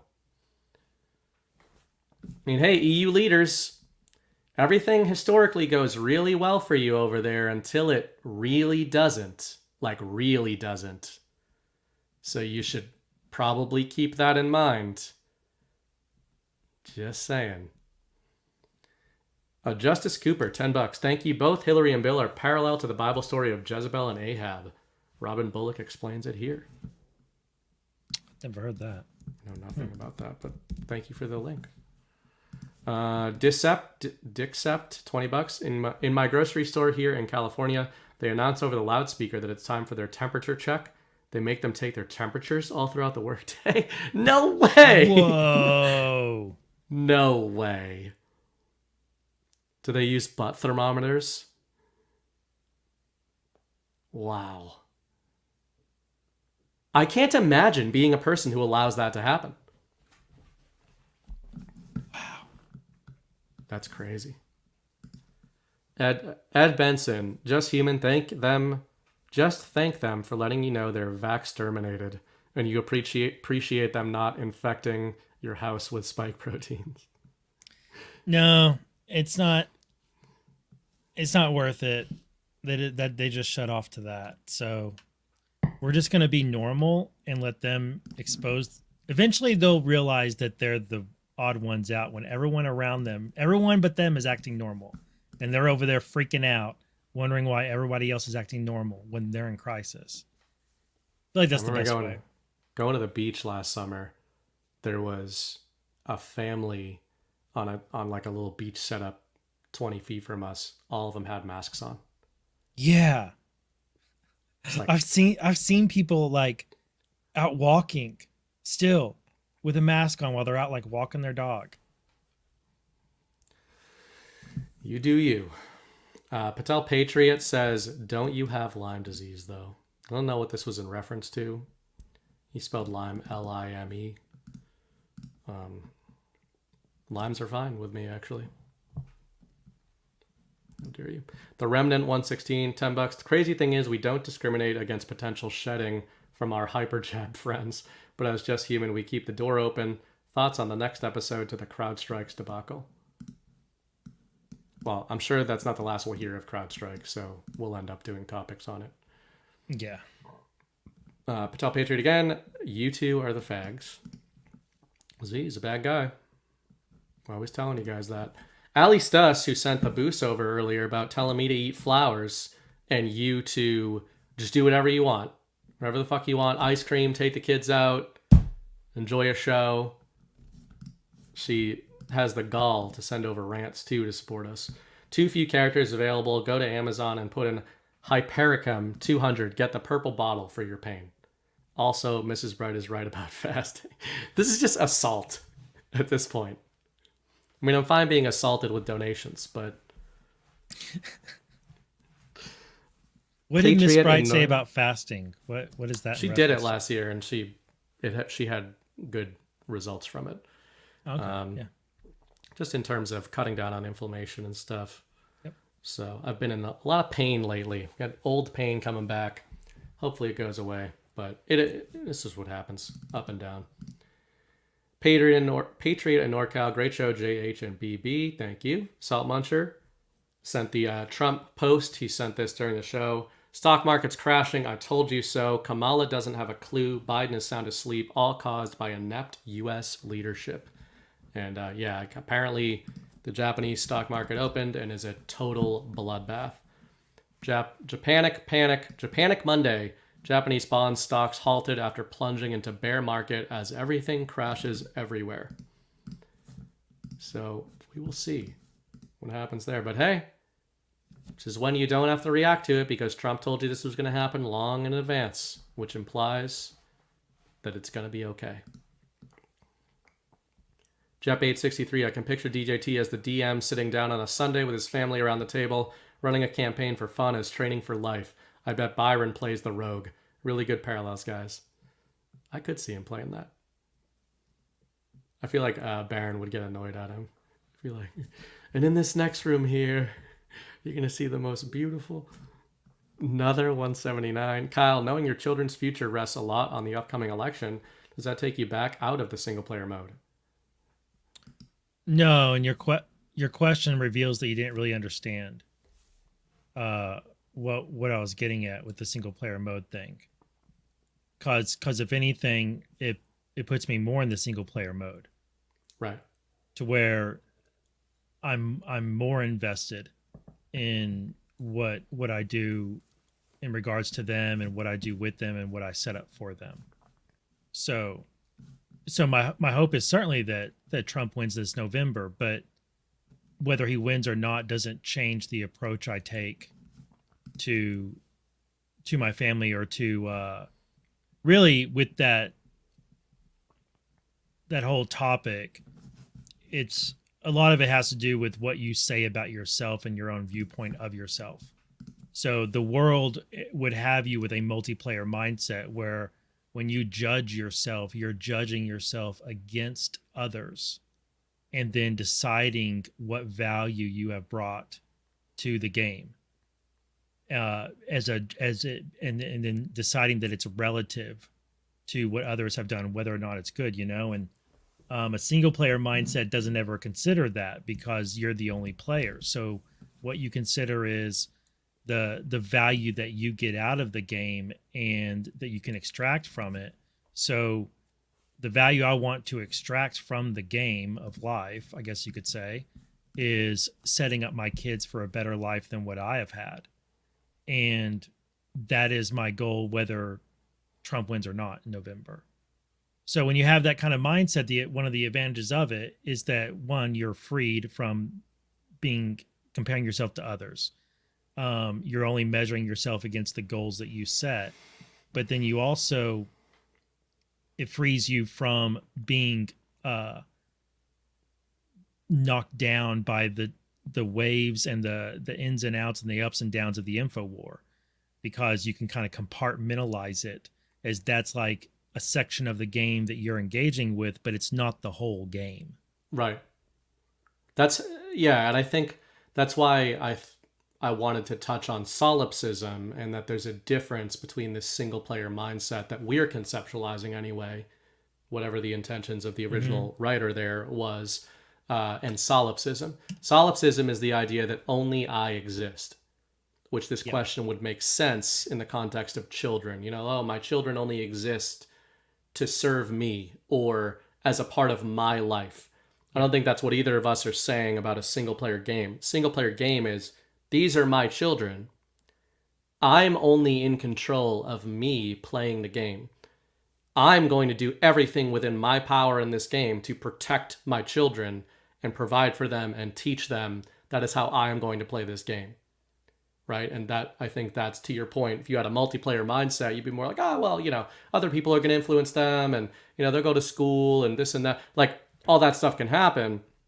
But the single player game is about taking as much responsibility over your play style, your living style as you can, which includes being a parent.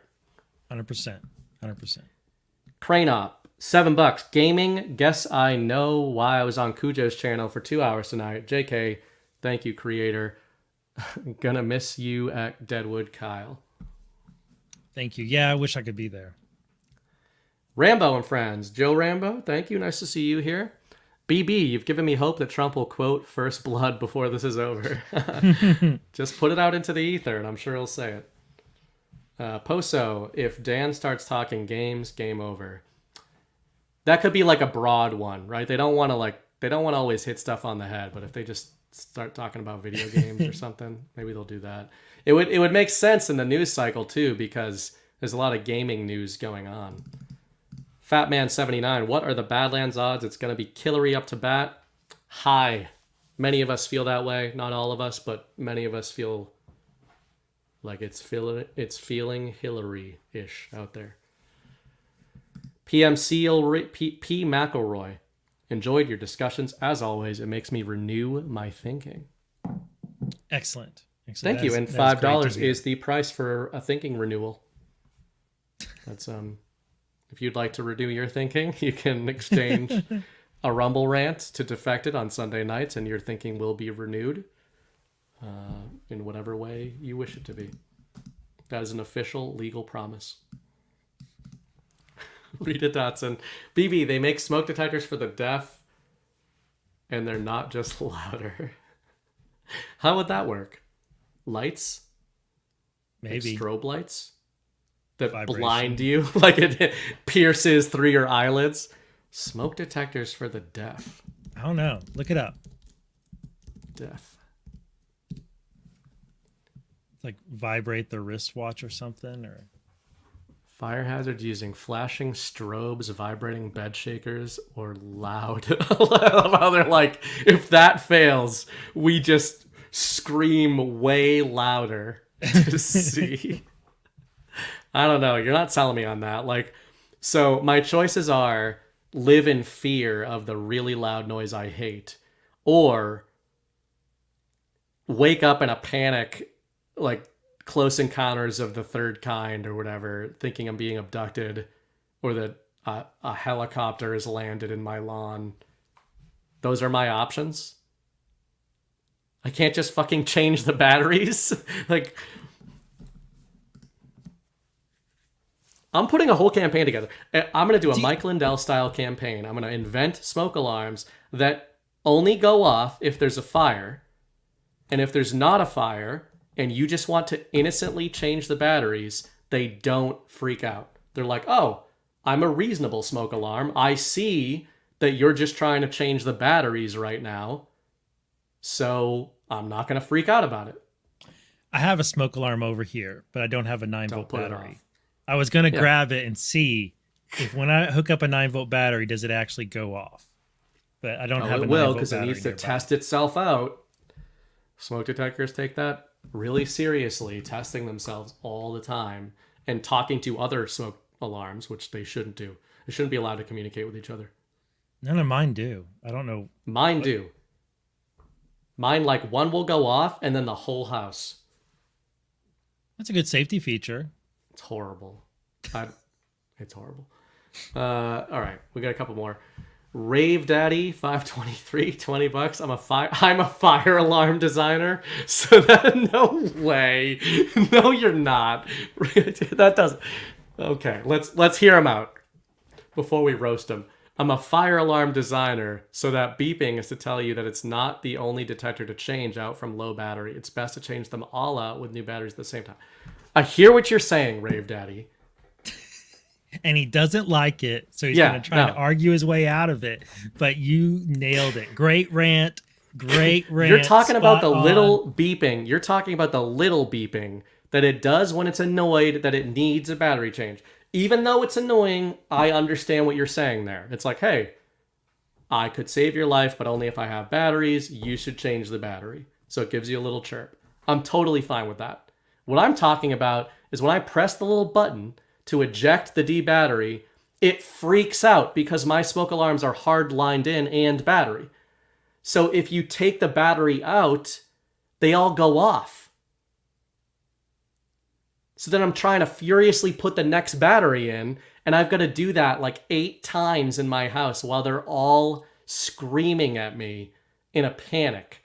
So I need to just like shut my whole house power down. But even that won't work because they all have batteries in them. So riddle me that smoked alarm detector designer guy. Replace them all on the same day, BB. Just replace them. They'll all yell at me at the same time. Grab some earplugs, put some earplugs in. Okay. What about replace my them dog? all the same day. He has huge ears.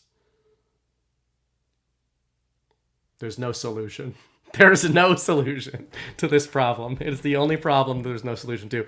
Also, oh, he sends another one over there. $20. My job's to make sure people with seizures don't cause them to seize while leaving the building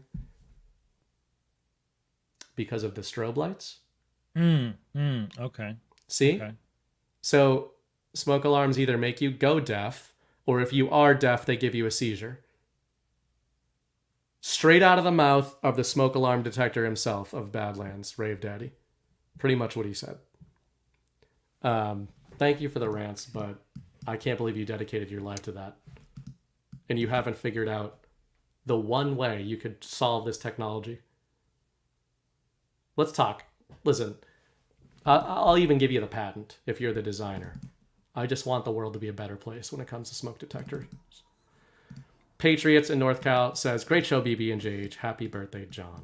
Oh my God, I can't believe we're ending on that one, on that note. But thank you for the first part of that. All right, folks. Thank you guys for being here. If you enjoyed the show, hit the thumbs up.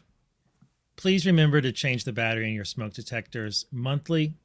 At least test them out, you know? Test them out. Test your smoke detectors monthly. And if one of them is low, you need to change the battery on all of them at the same time.